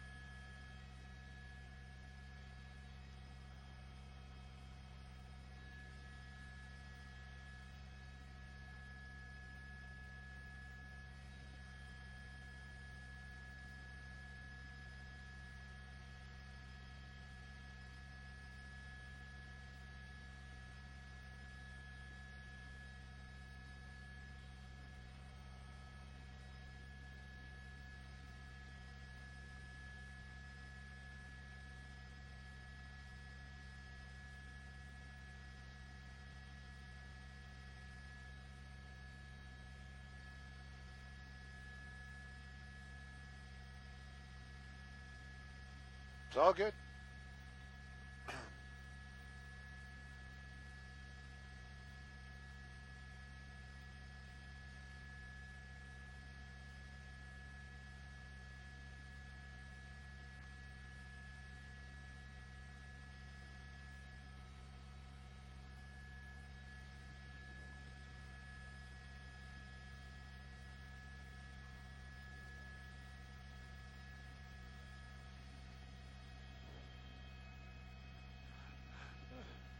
Well, we actually, earlier on when we first arrived here, we did see power lines burning off the 74, but that is in a very different part of the area that we were looking at right now. This is going to be the south and western part of Idlewild. This was the part that was under mandatory evacuations earlier on. And we also were hearing about Nicole saying how the winds are changing out here, and they are. And every now and then, like right now, the winds are changing again, and we can actually see some of these homes and a little bit of that structure protection that's going on down there. There's actually a firefighter down there. You can see that hose line, and he is actually working to keep the flames from spreading to other structures. That actually is a home right there on fire. You can see some of those guys down there working in very difficult conditions and also very dangerous conditions. We saw a propane tank. They have a lot of these homes actually run on compressed gas that's stored in tanks next to these homes. We actually saw one of those burning earlier on. Those have the potential of exploding. And of course, this area, you can see the trees. You can see how dense the trees are around these properties. So these firefighters that are down there right now protecting property, because we are assuming that all the people have evacuated, so they're down there protecting property right now. Very dangerous situation for them. Winds can change. These flames can move up very, very quickly. Obviously, these people are extreme professionals, these firefighters that are down there. Changing it up a little bit, we're going to get a little bit of a wider shot, giving you an idea what this community looks like. We can see a couple of these homes right there by the fire line, but I can assure you pretty much everything that's in this shot right now, a lot of trees, but this is a community. Lots of homes down there. We were talking about 600 homes earlier on. Now they're talking about complete evacuation of the Idlewild area. Couldn't even imagine what number of homes that is. Right now, though, we have personally seen at least 3 houses burn. Homes, not outbuildings, but actual homes. We watched as the firefighters have made their way in here to try to protect and keep the other homes safe. Now, we are on the north side of this fire looking down to the south. And Brennan, my pilot, is pointing out something out to me. Oh, we're watching these flames are working their way up a hillside here. No homes over here, but you can get an idea of what is burning and how quickly this starts to move once it gets entrenched in these hillsides. These are mature trees. This isn't light brush or heavy or medium brush. These are actual trees. This is an actual forest fire up here, and it will move very, very quickly. What they've been doing to protect the homes, well, it is going to be a difficult firefight for these guys. And when I say these guys, we're talking about CAL FIRE, Riverside Fire, the Forest Service. They're all out here. They have brought out the big guns, as in the fixed wing. We've seen the MD-80, 2 DC-10s dropping flame retardant out here earlier on this afternoon, and they have been basically trying to keep these homes safe. We're going to keep an eye on this part right here, but I'm going to move the camera back to the homes. And again, this is heavy smoke. Sky 2, we're working the best we can to get these shots, but these are extremely smoky, and when the winds change, it just pushes that smoke right over it. Let me just get you one more quick thing. We were talking about what they were doing. You can see that Phos-Chek line in that smoke. We'll clean up the shot. That's the 243 right there. And you can see they've been dropping these lines. They're trying to keep these homes safe. They're doing what they can, but it is a very much uphill battle up here. Live in Sky 2, I'm Stu Mandel. Back to you two in the studio.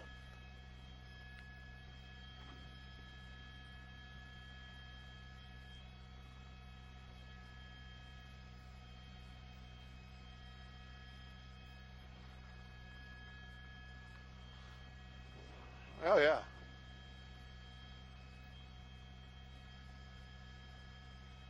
All right, cool. Are we live?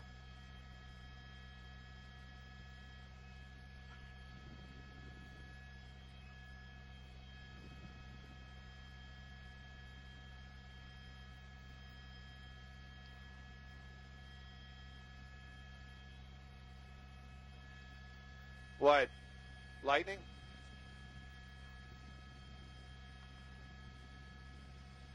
Desk, are you trying to get a hold of us?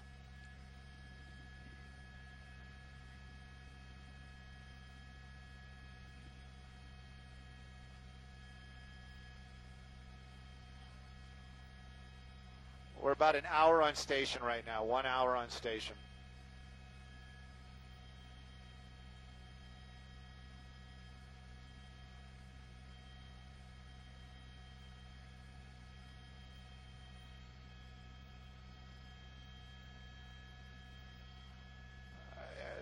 You guys make the calls.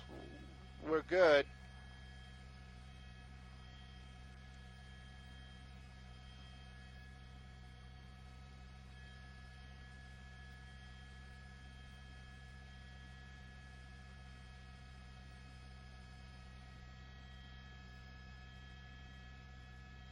We're watching right there. You can actually see some of those large trees backlit by these big flames as they're working their way up the hillside.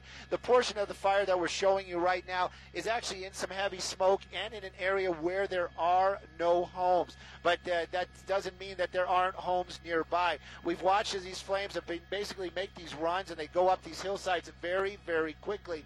And of course, there is the town of Idlewild down there in this area as well. The firefighters, my gosh, these guys, the fight that they have this afternoon and what they have to do to try to keep these homes safe is just amazing. We hope, and we are under the impression that everybody has left the area when this mandatory evacuations have come out. We're changing up the shot right there. You can see this is actual Idlewild itself right there in the shot, and you can see how the smoke basically just kind of starting to cover this area. Every now and then the winds will change up, and we can see what those firefighters are dealing with under and in that smoke right there. This is going to be the 243 to give you guys some sort of reference on where we are. What you're seeing right there, that red, that is from an earlier Phosgech drop. We were watching as the DC-10s and the MD-80s came through here. Those are big aircraft. Some people might be like, well, what does that mean, Stu? Well, those are very, very large aircraft, and they carry a lot of that flame retardant, and they've been making their runs through here, dropping lines, trying to keep this community safe. That's the best thing that they could do to battle or to keep these flames from making their way up into these homes. Has it worked? Well, we've seen a couple of homes burn on the ridge line. These are the ones that are really right up against the edge of the forest. Has it worked its way into the actual community? It has not. We've also watched down on the ground down there, we've watched as structure protection has made their way in. With structure protection meaning firefighters actually driving the fire trucks in there, getting right up to where those homes are burning and deploying hose lines and trying to keep other structures safe. The only thing we can say is if you're under mandatory evacuations, definitely heed those evacuations and leave the Idlewild area.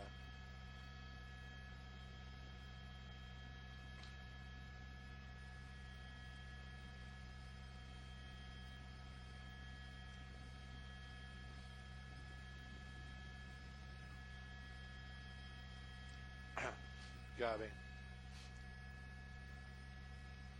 Simon Desk, just hearing that if you want us back for top of the 6, we should be leaving now.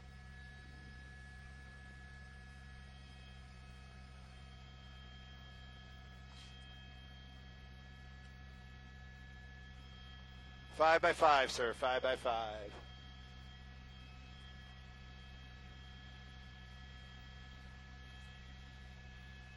And TOC on 2.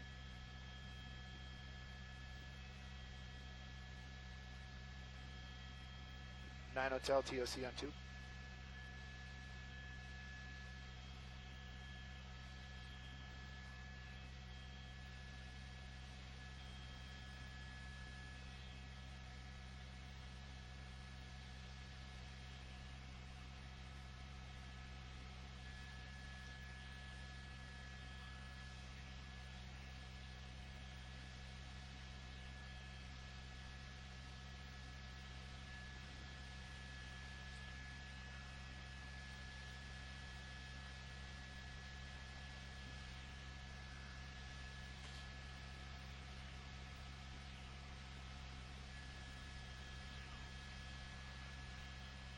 I don't know if we're still on Facebook, but I'm going to take an off-the-wall chance that we might still be live on Facebook right now, and just kind of show you guys how this how the flame retardants work. There's some flame retardant right there. There's fire on both sides of that hill, but these homes are saved. Yep. Go ahead. Go ahead.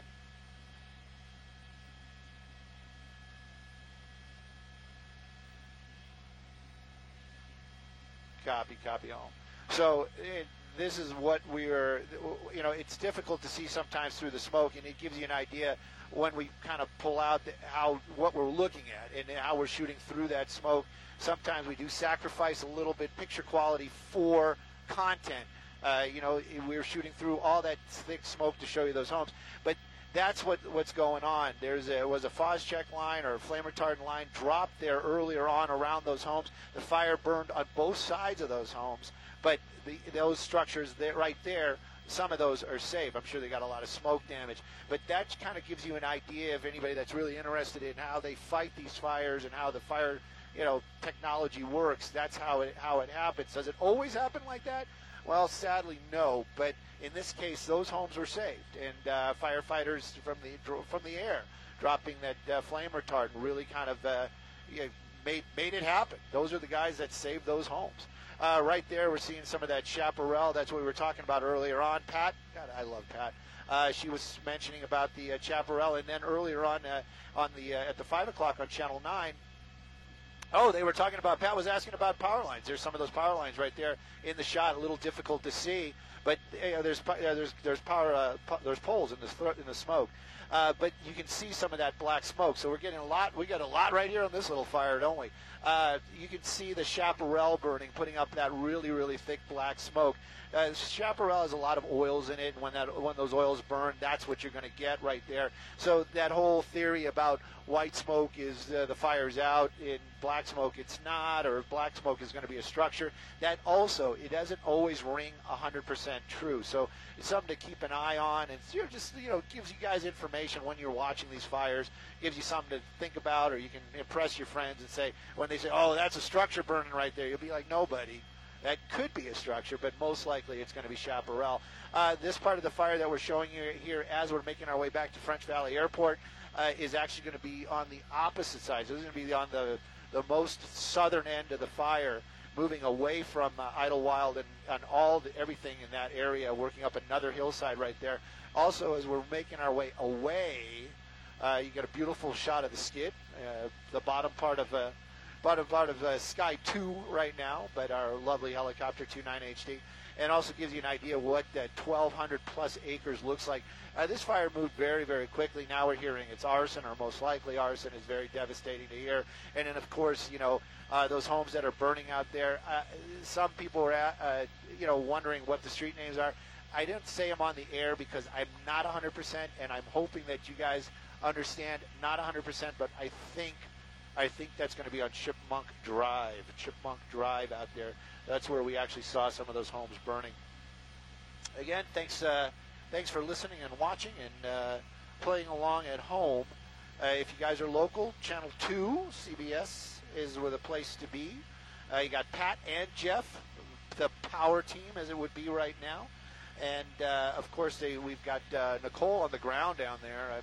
Am I jealous? Maybe a little bit. But she's... Go ahead.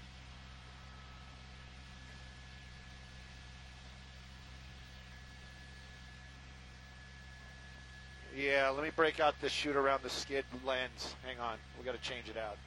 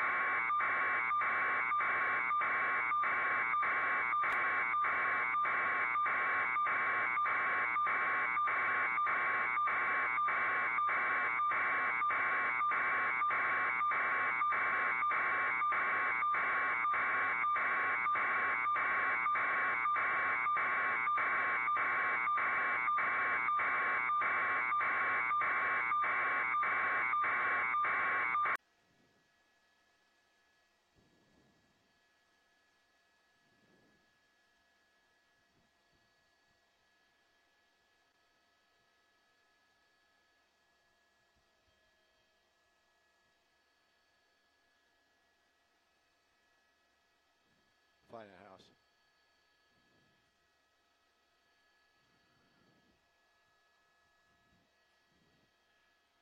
No, and you got to think about it. That is a big aircraft that was designed to carry hundreds of people, and they're bringing it down here, and they're getting down to 140 knots, between 400 and 800 feet above the ground, and they're punching off that fire retardant right where they want it, right where they need it, and laying down about a mile swath, about 50 yards wide of fire retardant, and it pinpointed right on top of that house. I'm working my way back up to that direction to see if we can look at it, but man, he stuck it right on the house and the houses around it. So a great job by the pilots and air crew aboard that DC-10 for the 10 tanker crew, doing a great job putting it exactly where the chase plane told them and air attack directed them. So I mean, I think hats off to those guys flying that big jet, because it's not designed to fly like that low and slow to the ground unless it's landing. But these guys fly it like it's a small fixed wing and are able to just drop exactly where they want. But you see right here, the top of this house now is orange, and so the Phosgene went right across it, and it knocked down the residual fire that was around that house. And then now the firefighters are able to get in there and work on that house, the area around there, to knock down any flames. But I can see that the retardant line that's just to the west of that house is working pretty good. The smoke is getting pretty wispy in that area right there at the top right of the screen. But as we come back to the left, it's another story up the hill above Idlewild. The fire has kind of made a turn away from Idlewild proper. It's they're forcing it to go in a I would say easterly direction and staying south of Idlewild proper. But man, it is still burning big. I'm looking through the smoke right there at some pretty big flame links, and so there's still a lot of active fire working that they're going to have to deal with here on this fire. But right now, I'm right over the top of the town. In fact, Colton, let's come out and look down here, right straight down to the town below us if you can, and we'll show you where it is. Right there at the bottom left of the screen is the town, and that fire is kind of moving away east of it. But still have this bit of fire coming over the ridge that they've been working with the tankers. Very good, thank you.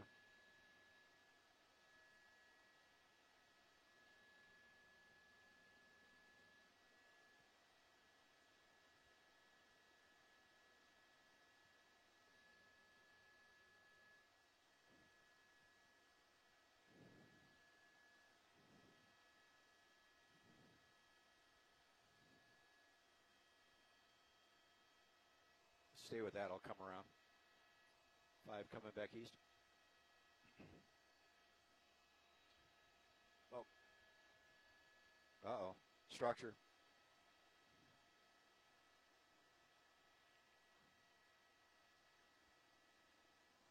Stay with that. I'll try to get smoke.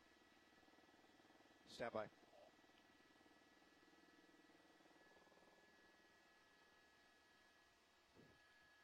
Five's coming back east. Stand by there, Jim.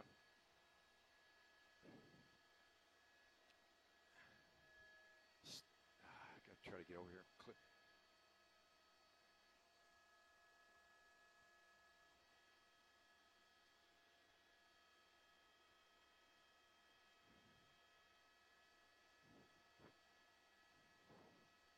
There it is. Okay.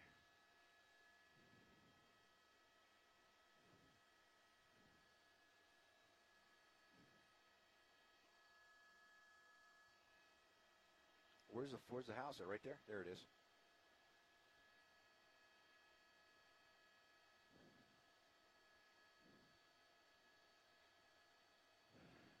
I got you there, I think, Jim. You know, LW? All right, got it.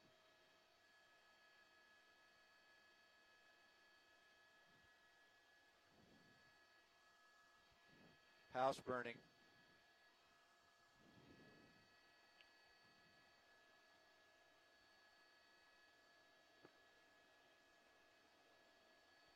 I got to fly away from it to get that smoke.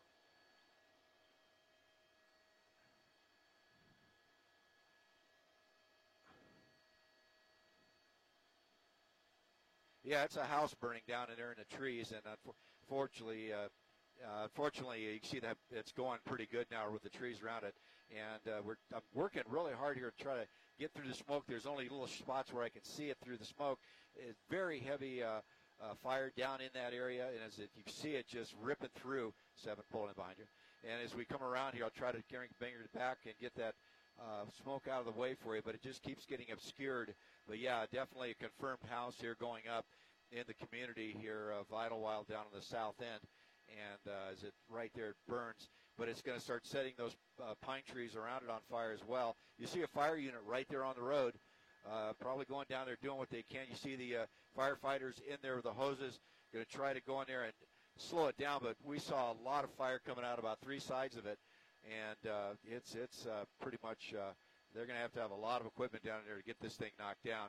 And maybe we'll see another drop over. You can see it just blazing away down there in the pine trees. So that's what's been going on up here. And I'm afraid that once the smoke clears up here, you're going to see more houses completely destroyed by this fire. But right there is proof positive that houses are going up, and we are losing folks' home up here in the Idlewild area.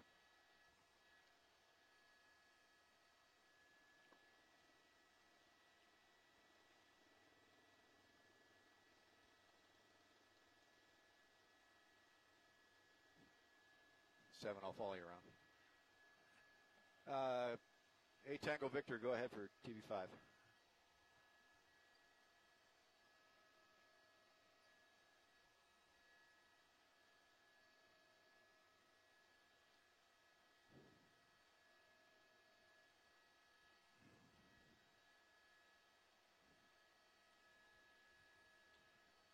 Jim, if you're copying 8500, and it's Air Attack 310.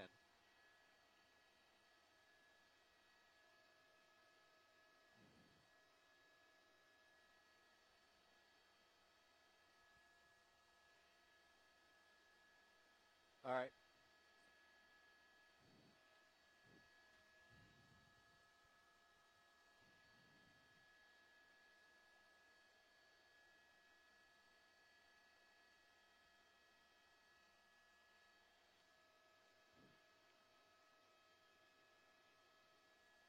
One minute.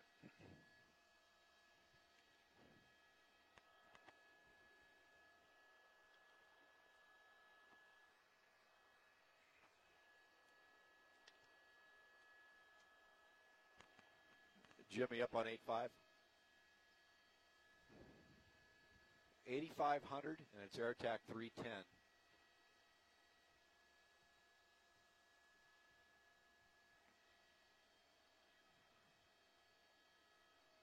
$22.92.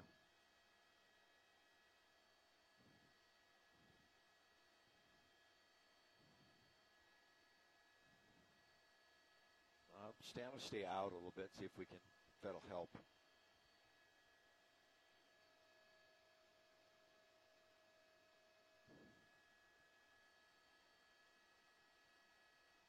Ten break.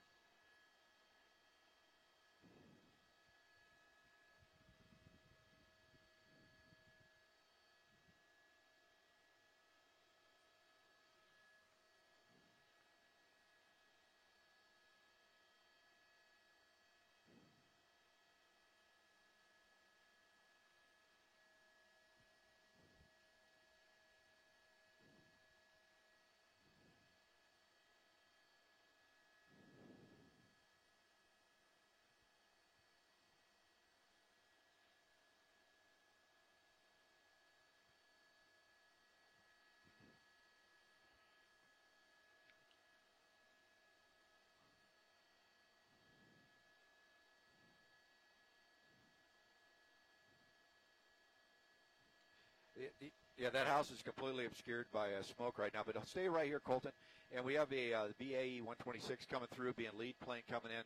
And I'm going to put another fire retardant line right here. But you see the house is all orange right there. That was the DC-10 that got in there and just laid into it and put a perfect drop to save that house. And right now coming in behind it is going to be that BAE 126 as we go through the top of the screen right now. It should be popping in there.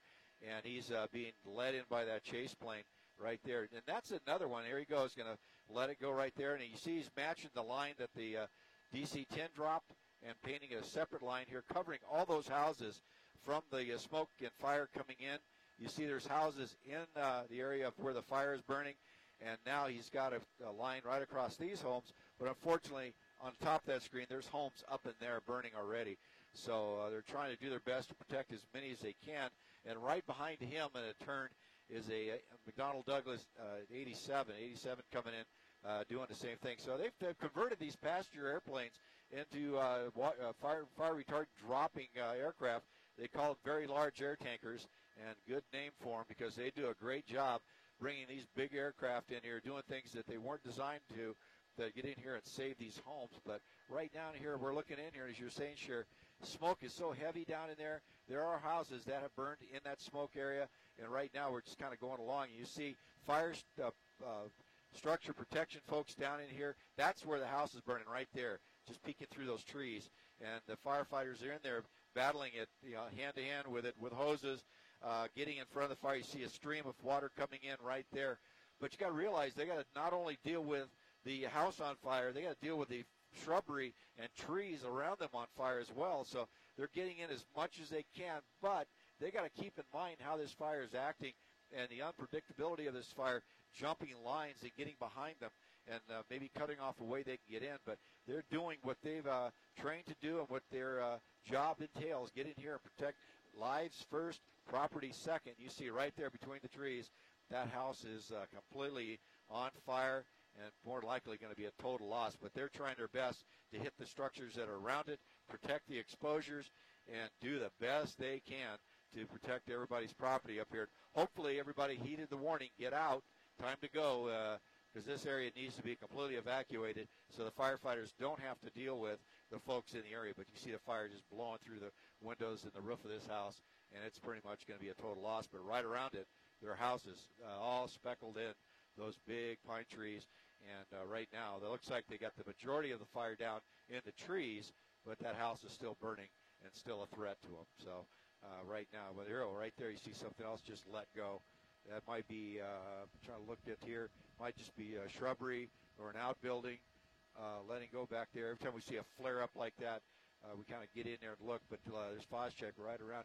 Might be an outbuilding I'm looking at here, just trying to look through the trees. You can help me with the bigger monitors there in the station.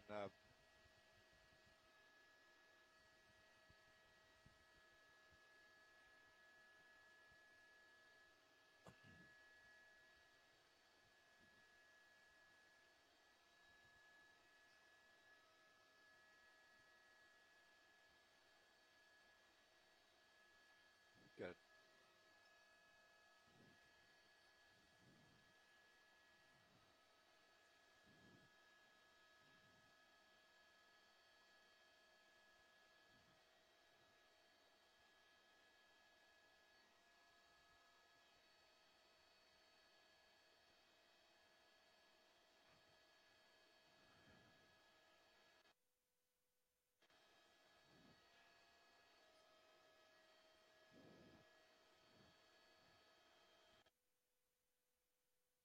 Check or the fire retardant is about 9 pounds, and he's carrying 12,000 gallons. But those tanks are set in this what they call the center of gravity, so it's right where the pivot point of the aircraft is. So you're not going to have a nose down or a tail down problem, the pitching motion with the Phos-Chek leaving the aircraft, because it's basically been designed. The tanks are on the center of gravity area on the aircraft, so as that Phos-Chek comes out of those tanks, it actually is balanced. So where it comes out, the aircraft will now start gaining altitude because the lift increases because of the loss of weight. So, yeah, it's well designed to deal with that. And, yeah, if they had it set up to us where the tanks were forward of that center of gravity or aft of it, then you'd have a nose drop or a tail drop. And, yeah, last thing you want to do is to be in a big aircraft like that at a slow rate of speed, low to the ground, and start getting into what's called a stall configuration. But they thought of all of that when they certified that aircraft and built that aircraft with those tanks suspended underneath to where it's right on the center of gravity. So as that 12,000 gallons comes ripping out of there, it actually is even distributed over the center of gravity, and then the wings are able to lift the rest of the fuselage up, and it has more power to get out. So, yeah, well thought out.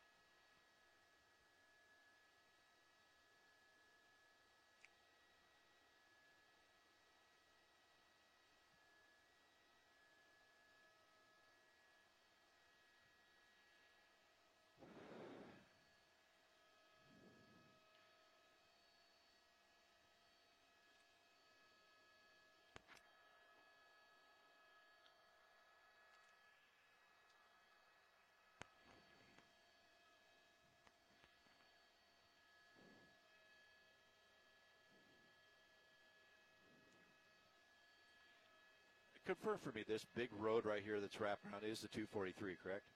Pretty sure it is.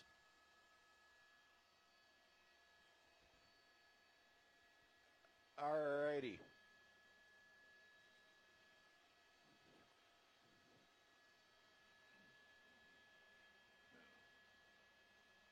Something just flared right there by that. Is that the outbuilding? Okay. With all the orange it is? Yeah, there you go. All right.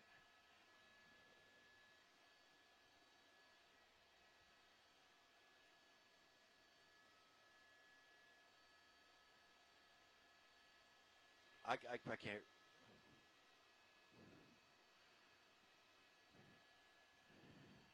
Yeah, I can give you the bottom of the 6, and because I'm at altitude, I might be able to get. I'll give you as far into the 6 as I can. I bet you I can make the end.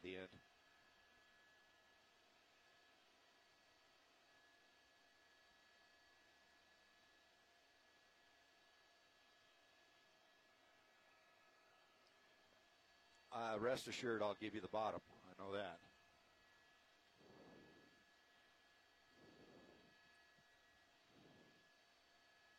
Five's coming back to the east.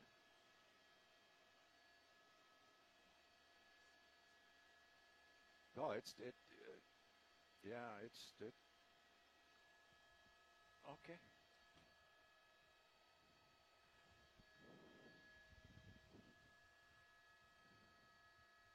Haven't picked you up in the turn yet. Just keep going around.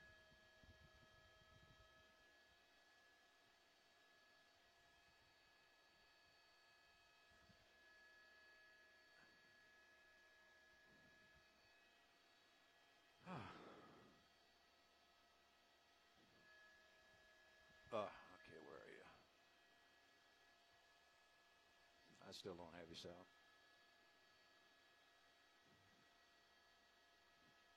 Oh, I got you. You just popped out of the smoke there. Blend right in.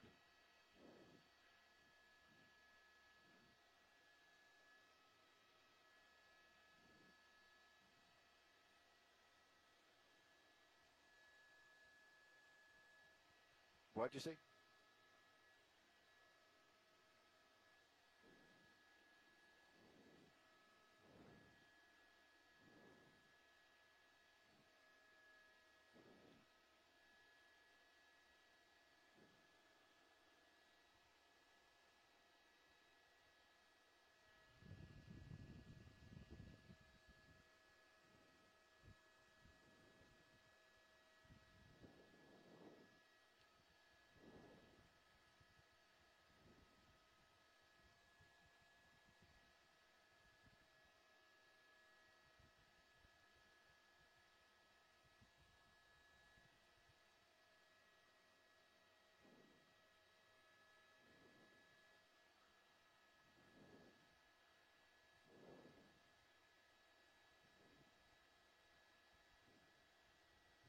Coming back west 7, got you.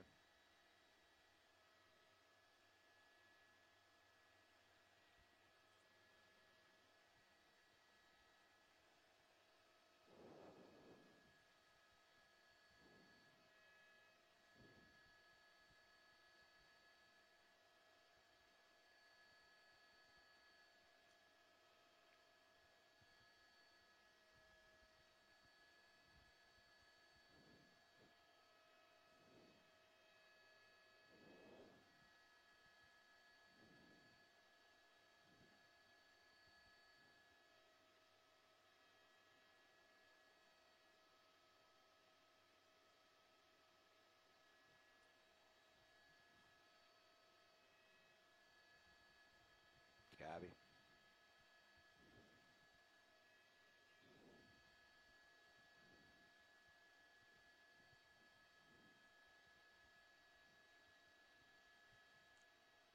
Me neither.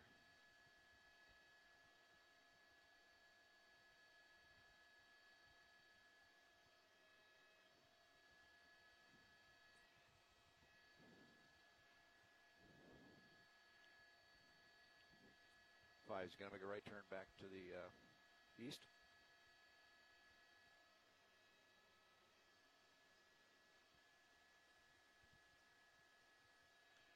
95.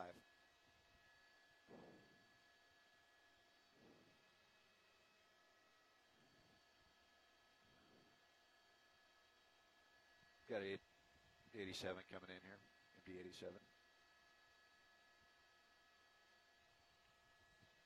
Just, yeah, he's coming by me right where you're looking.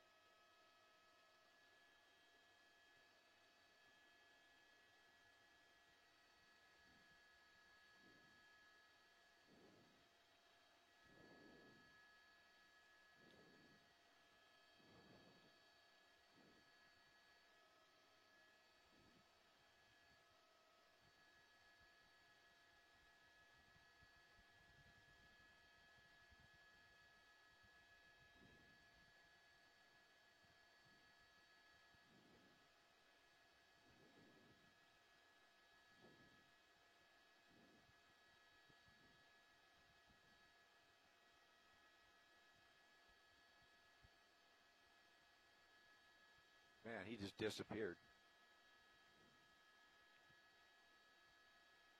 There, he popped out right in that hole. Right in that hole. Okay.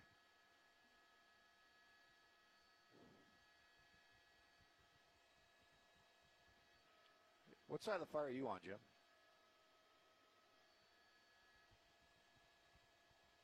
Okay. Yeah, north side. All right.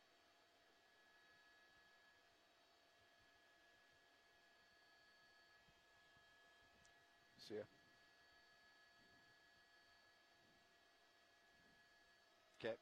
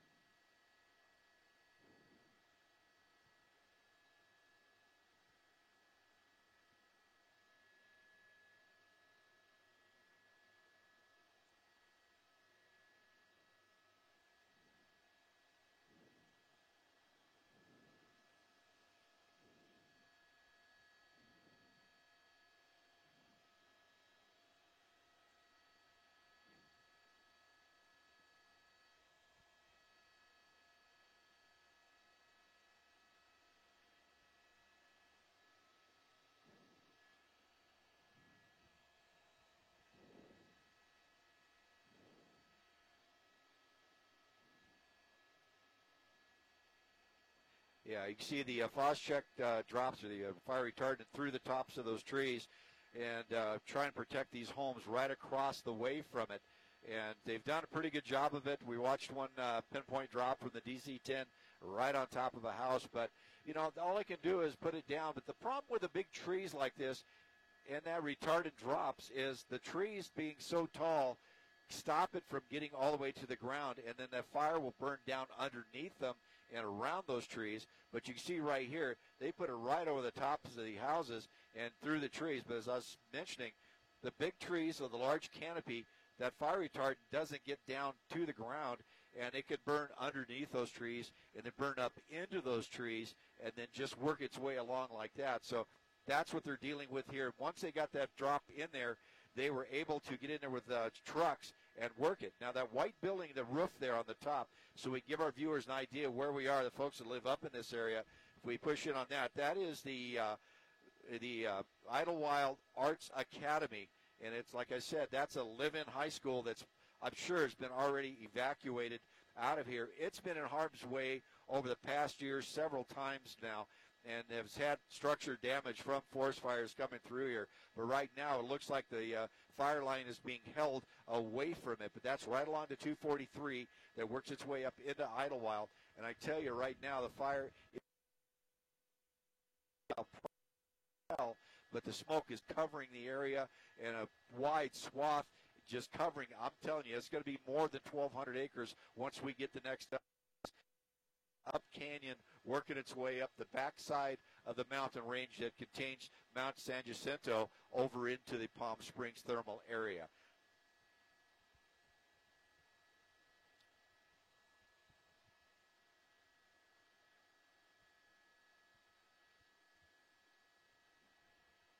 Yes, they are, and that's one of the techniques that they do use. It's called squeezing the fire, and they'll get on the shoulders or either side of the fire and work their way up and squeeze it in on itself.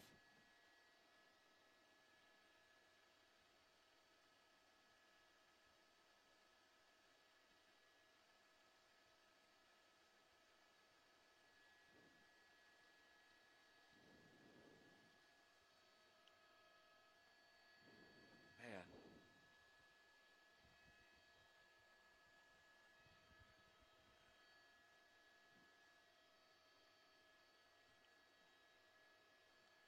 Five's on the north side. I'm up against the side of the mountain here, still going east.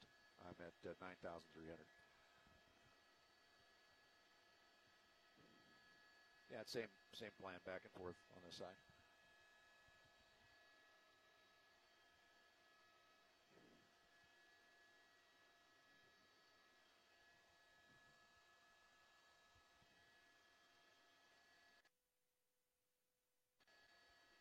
All right. Okay. And Five's reversing course, right turn back to the AE West. And just so on your map, Idlewild's right underneath is correct? Very good. Okay. Lucky I was correct.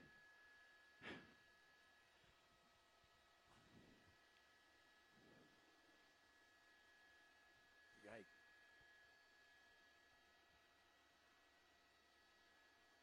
All right, Joe, I'm back westbound, 9,200, looking for you.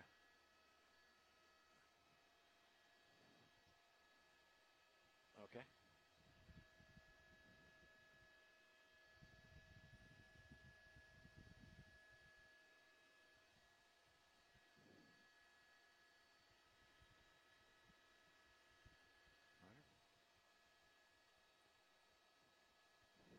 I got you, Jim.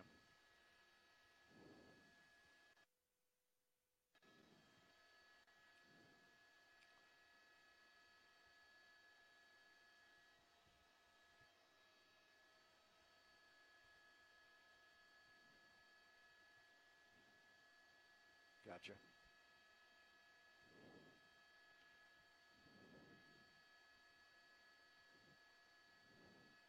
Got you coming in, Brent.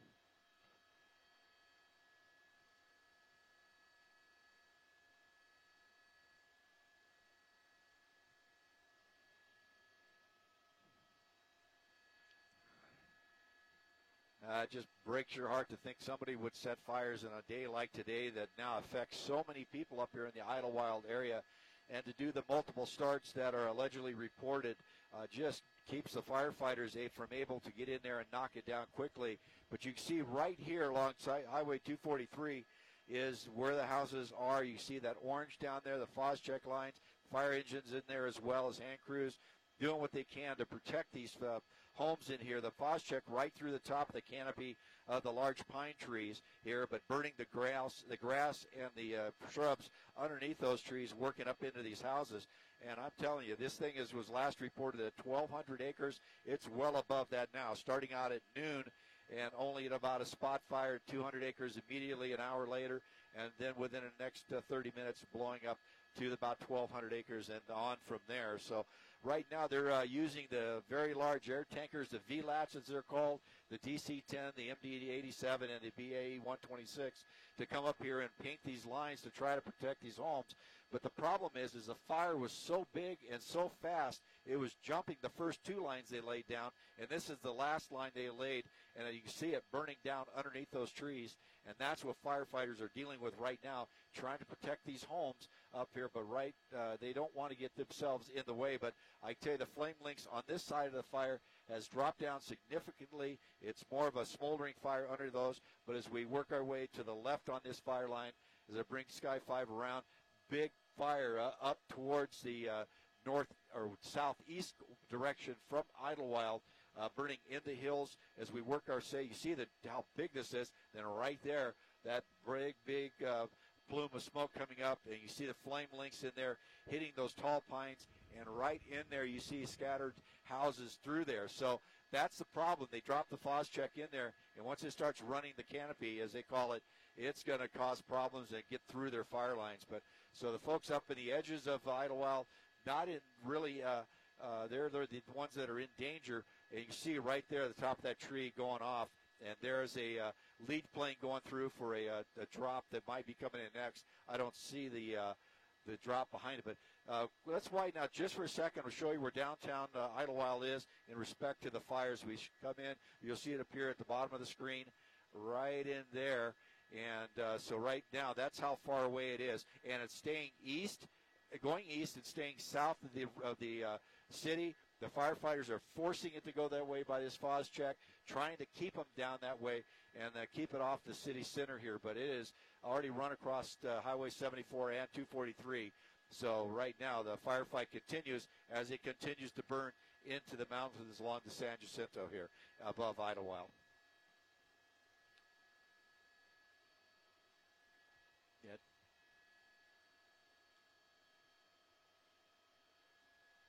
Ooh, big fire right there, just blew.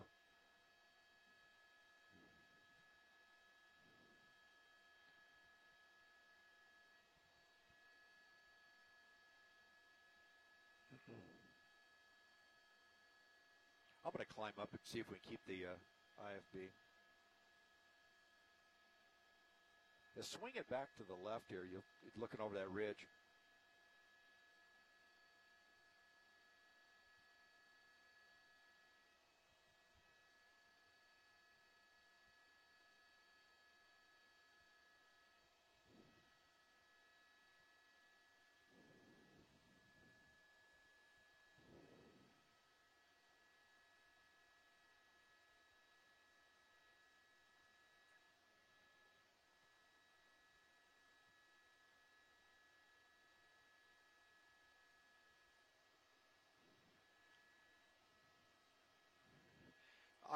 I'm sorry, I think you asked me how long it takes them to return.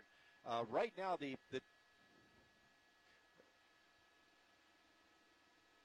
oh, absolutely. Sunset is the drop-dead time for the fixed-wing aircraft. They won't be up here at night. Very few airdrops will happen at night with the helicopters. Only a few certified firefighters able to drop at night, and they're mainly just for structure protection. But, yeah, they're doing everything they can to get as much retardant down on the ground as they can before sunset. But, yeah, once sunset hits here, they'll be out of the hills, and it'll be up to the ground crews to keep the fire at bay. But the one good thing about the fire at night, it tends to lay down a little bit and calm down to where they can get onto it. But being into the big pine trees, that's going to be an issue because it builds its own heat and keeps going. So luckily, they're getting a lot in here. 10 aircraft ordered up for this fire, 3 of them large aircraft, and the little ST-2s coming in here, mopping up behind them and doing everything they can to protect these homes up on the ridgeline above Idlewild.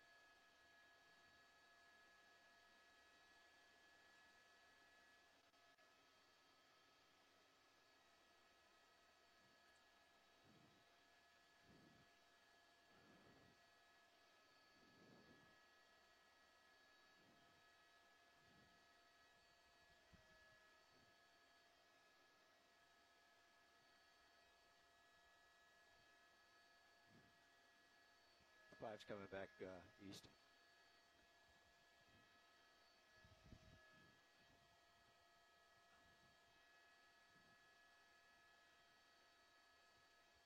Man, it's just ripping on there.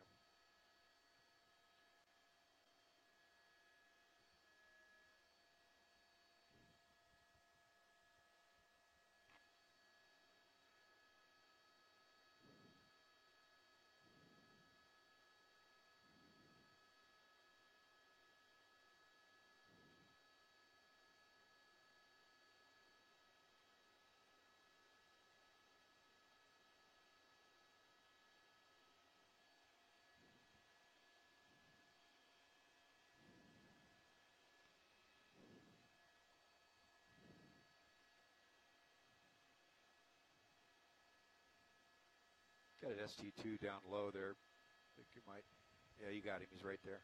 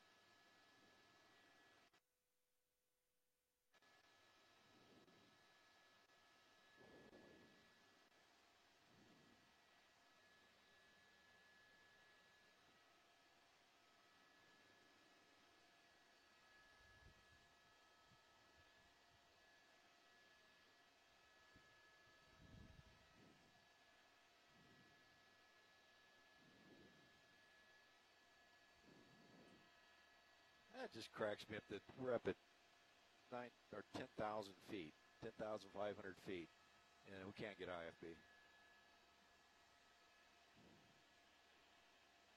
Yeah, I can see it.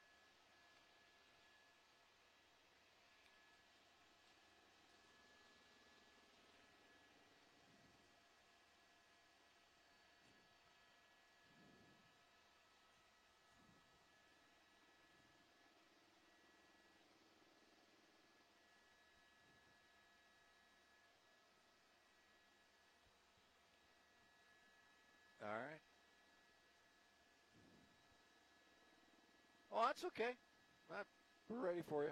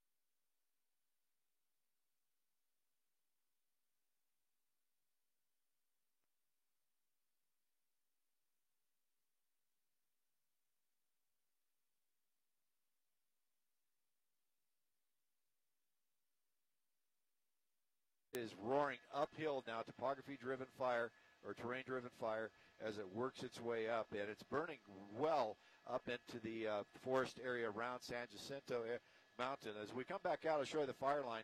As it keeps hitting these little spots of bigger fuels, it flares up, and then you can see that orange Phos-Chek line right there that they've been using to drop in here and try to protect the homes that are coming into your view at the bottom of the screen.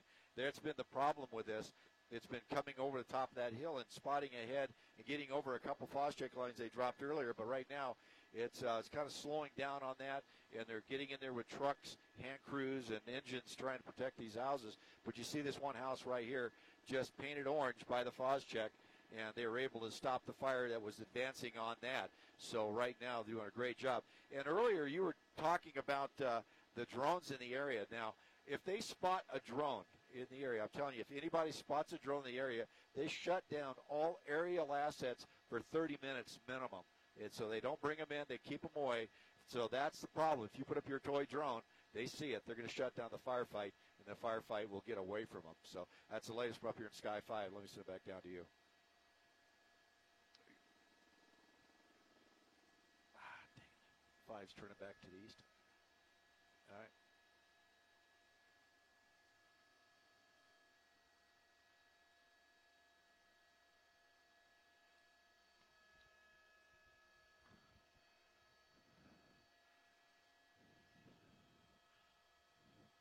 All right, I got you behind me, Jim.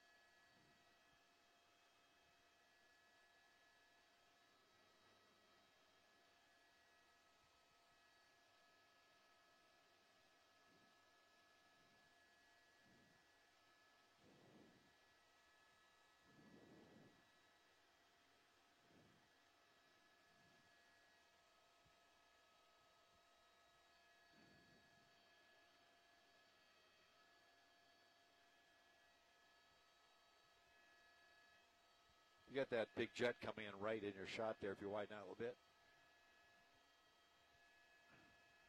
Right there.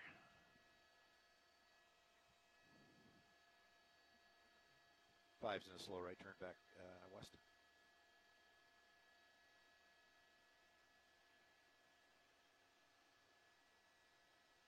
Yeah, and if you look out the nose, you got over the valley, there's a big load of fire before it disappears, but that's okay.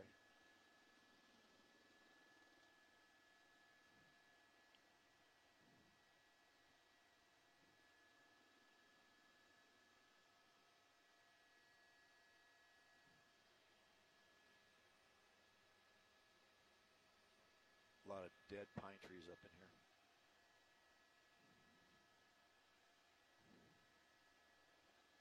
Five's turning back west.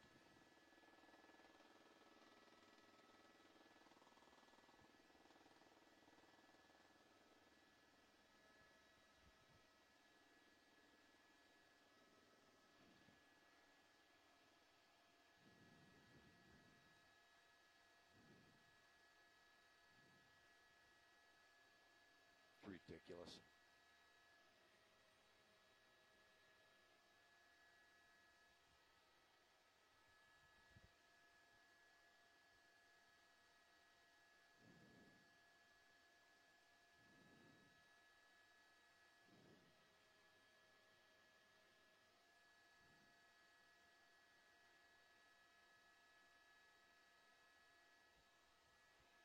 All right.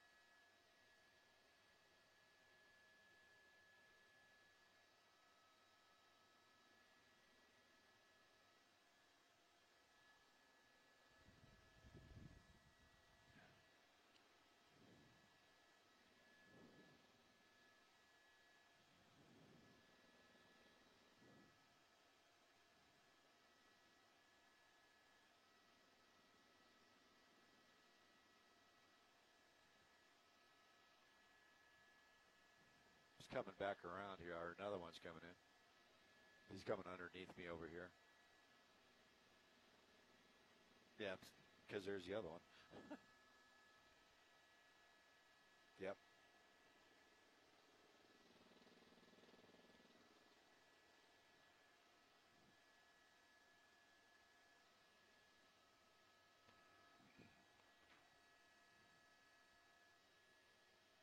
All right.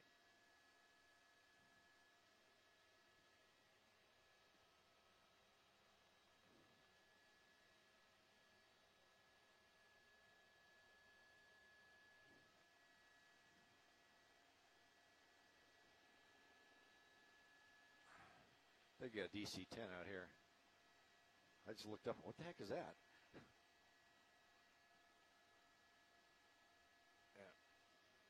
Yeah, where's it at?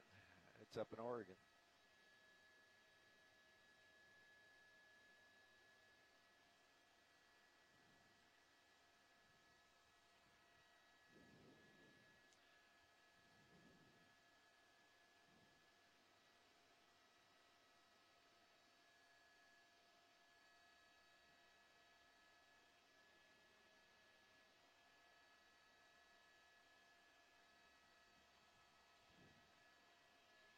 All right, I'm going to turn and go back the other way.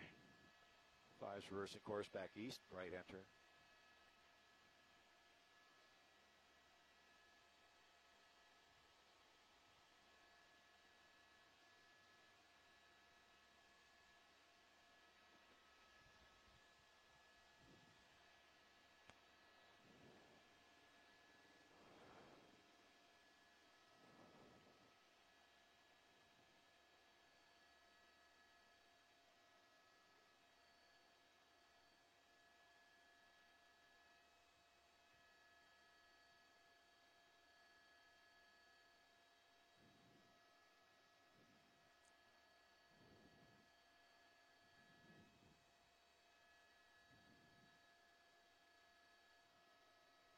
Go ahead.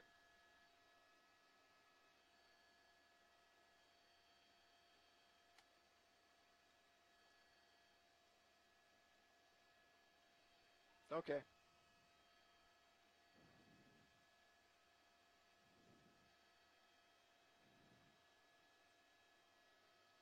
Yep. Yep.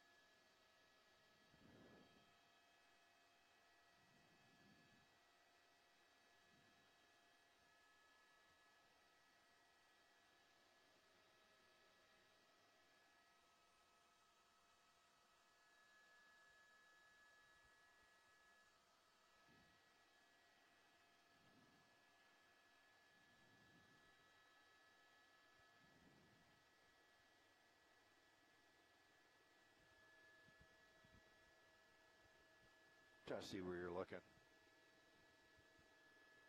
Got it.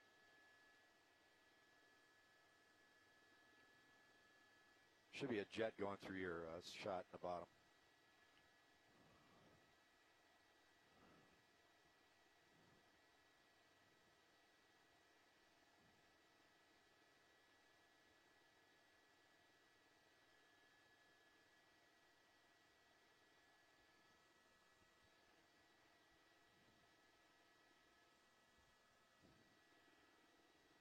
Five, turn it back west.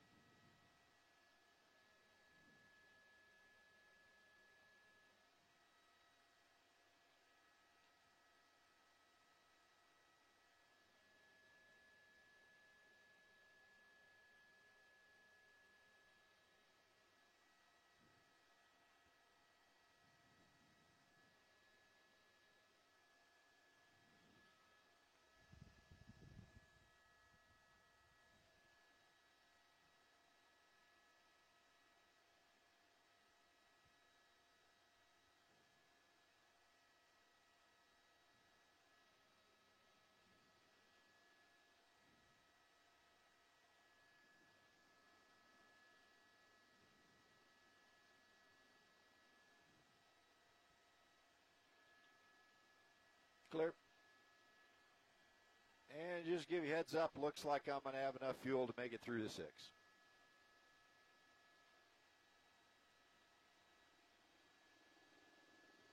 Okay.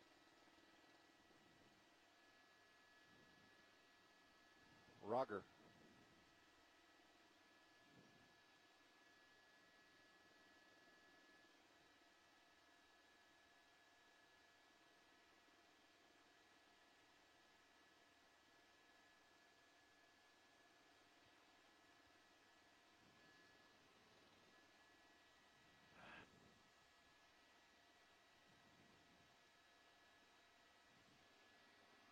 All right. 5 coming back east.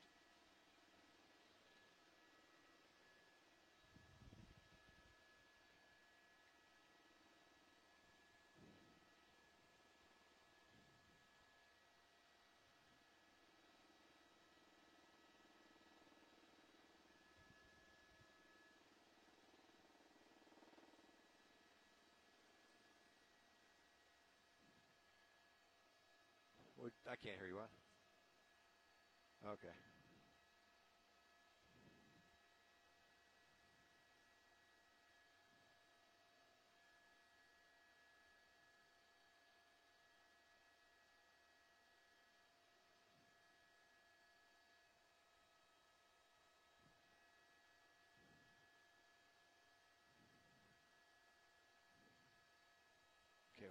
Okay, is it coming at 12 o'clock? All right. There it is. I got it.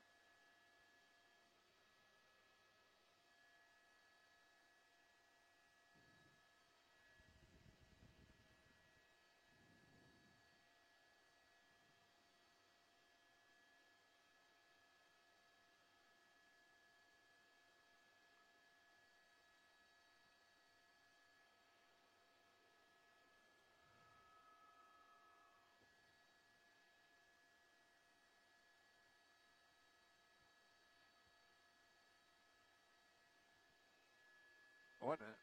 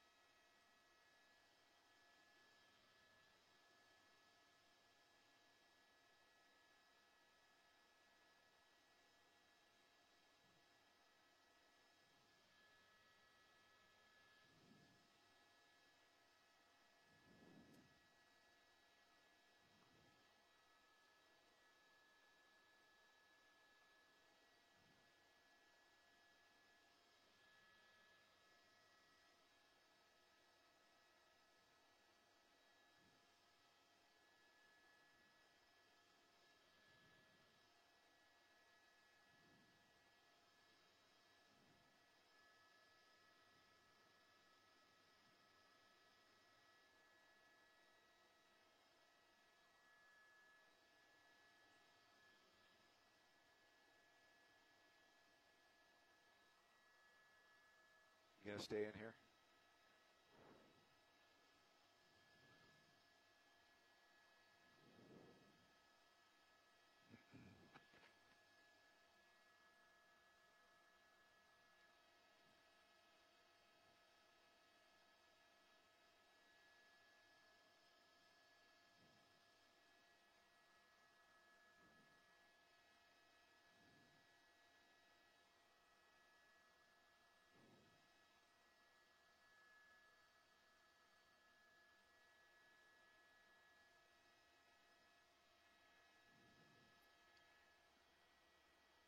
Yeah, we're looking at an area here just above the 243 where we lost a home in here. You see the orange Phos-Chek and a retardant down in there.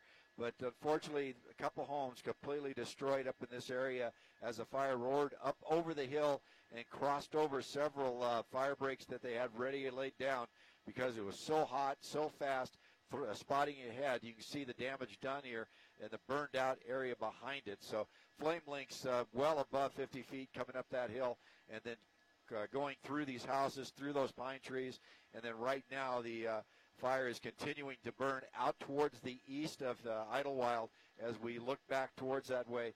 And right now we are watching the firefight from above with the air tankers, as we've talked about, the big ones, the very large air tankers, the DC-10, the MD-87, and also the BAE-126. The DC-10, matter of fact, just flew right under me, making his setup to go in. And they're painting the line along the east side or the north side of the fire to drive it to the east and keep it away from Idlewild. Right now it looks like they're pretty successful at keeping it away from the city center of Idlewild, but these houses that are on the outskirts are the ones that are in danger right now, and as it burns its way through there, and it's still burning very rapidly to the east into the wilderness. And I heard the air attack talking about campgrounds and camp cabins back in that area that they're going to try to protect, but the smoke is so heavy in that bowl. That's that little area right up to the upper left-hand corner. Down in there is where the fire has gone over the hill, but you can still see it burning up to the edge, and that orange Phos-Chek line protecting the city of Idlewild as these 500 firefighters and 10 air tankers fight this fire that started just about noon.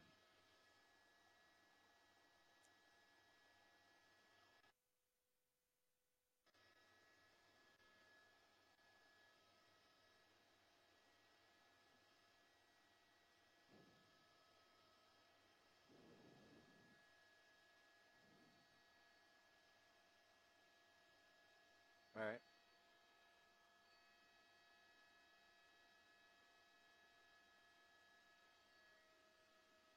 What's he doing? Putting out, hand crews putting out fires.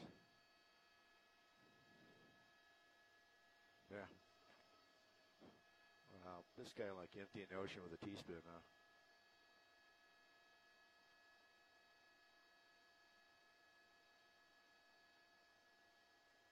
That can't be fun.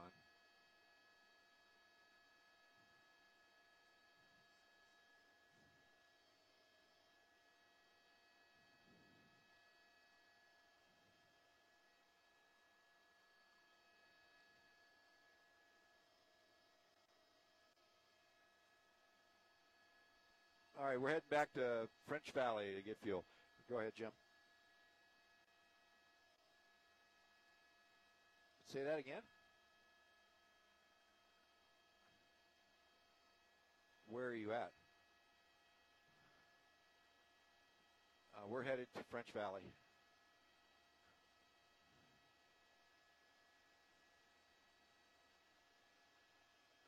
Yeah, but I'm going to be at French Valley till probably 7.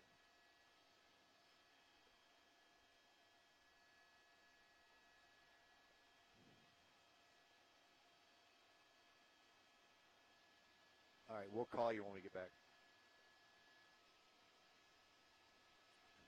Assignment to Sky 5.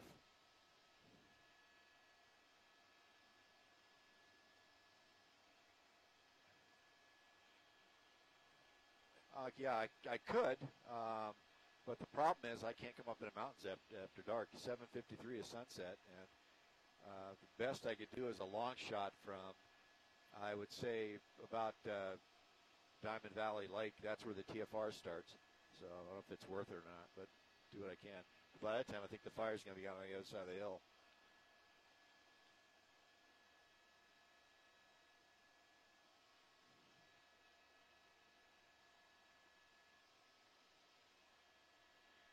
It's going east, so it's already gone over two hilltops from the west where I'd be looking from. So I don't know how much of a shot I'd have for you at 10 o'clock, having to stay outside of the TFR because I can't get over the top of it. And I don't know how much fire we're going to be able to see. But I'm more than welcome to hang out at French Valley for you and see what we can see.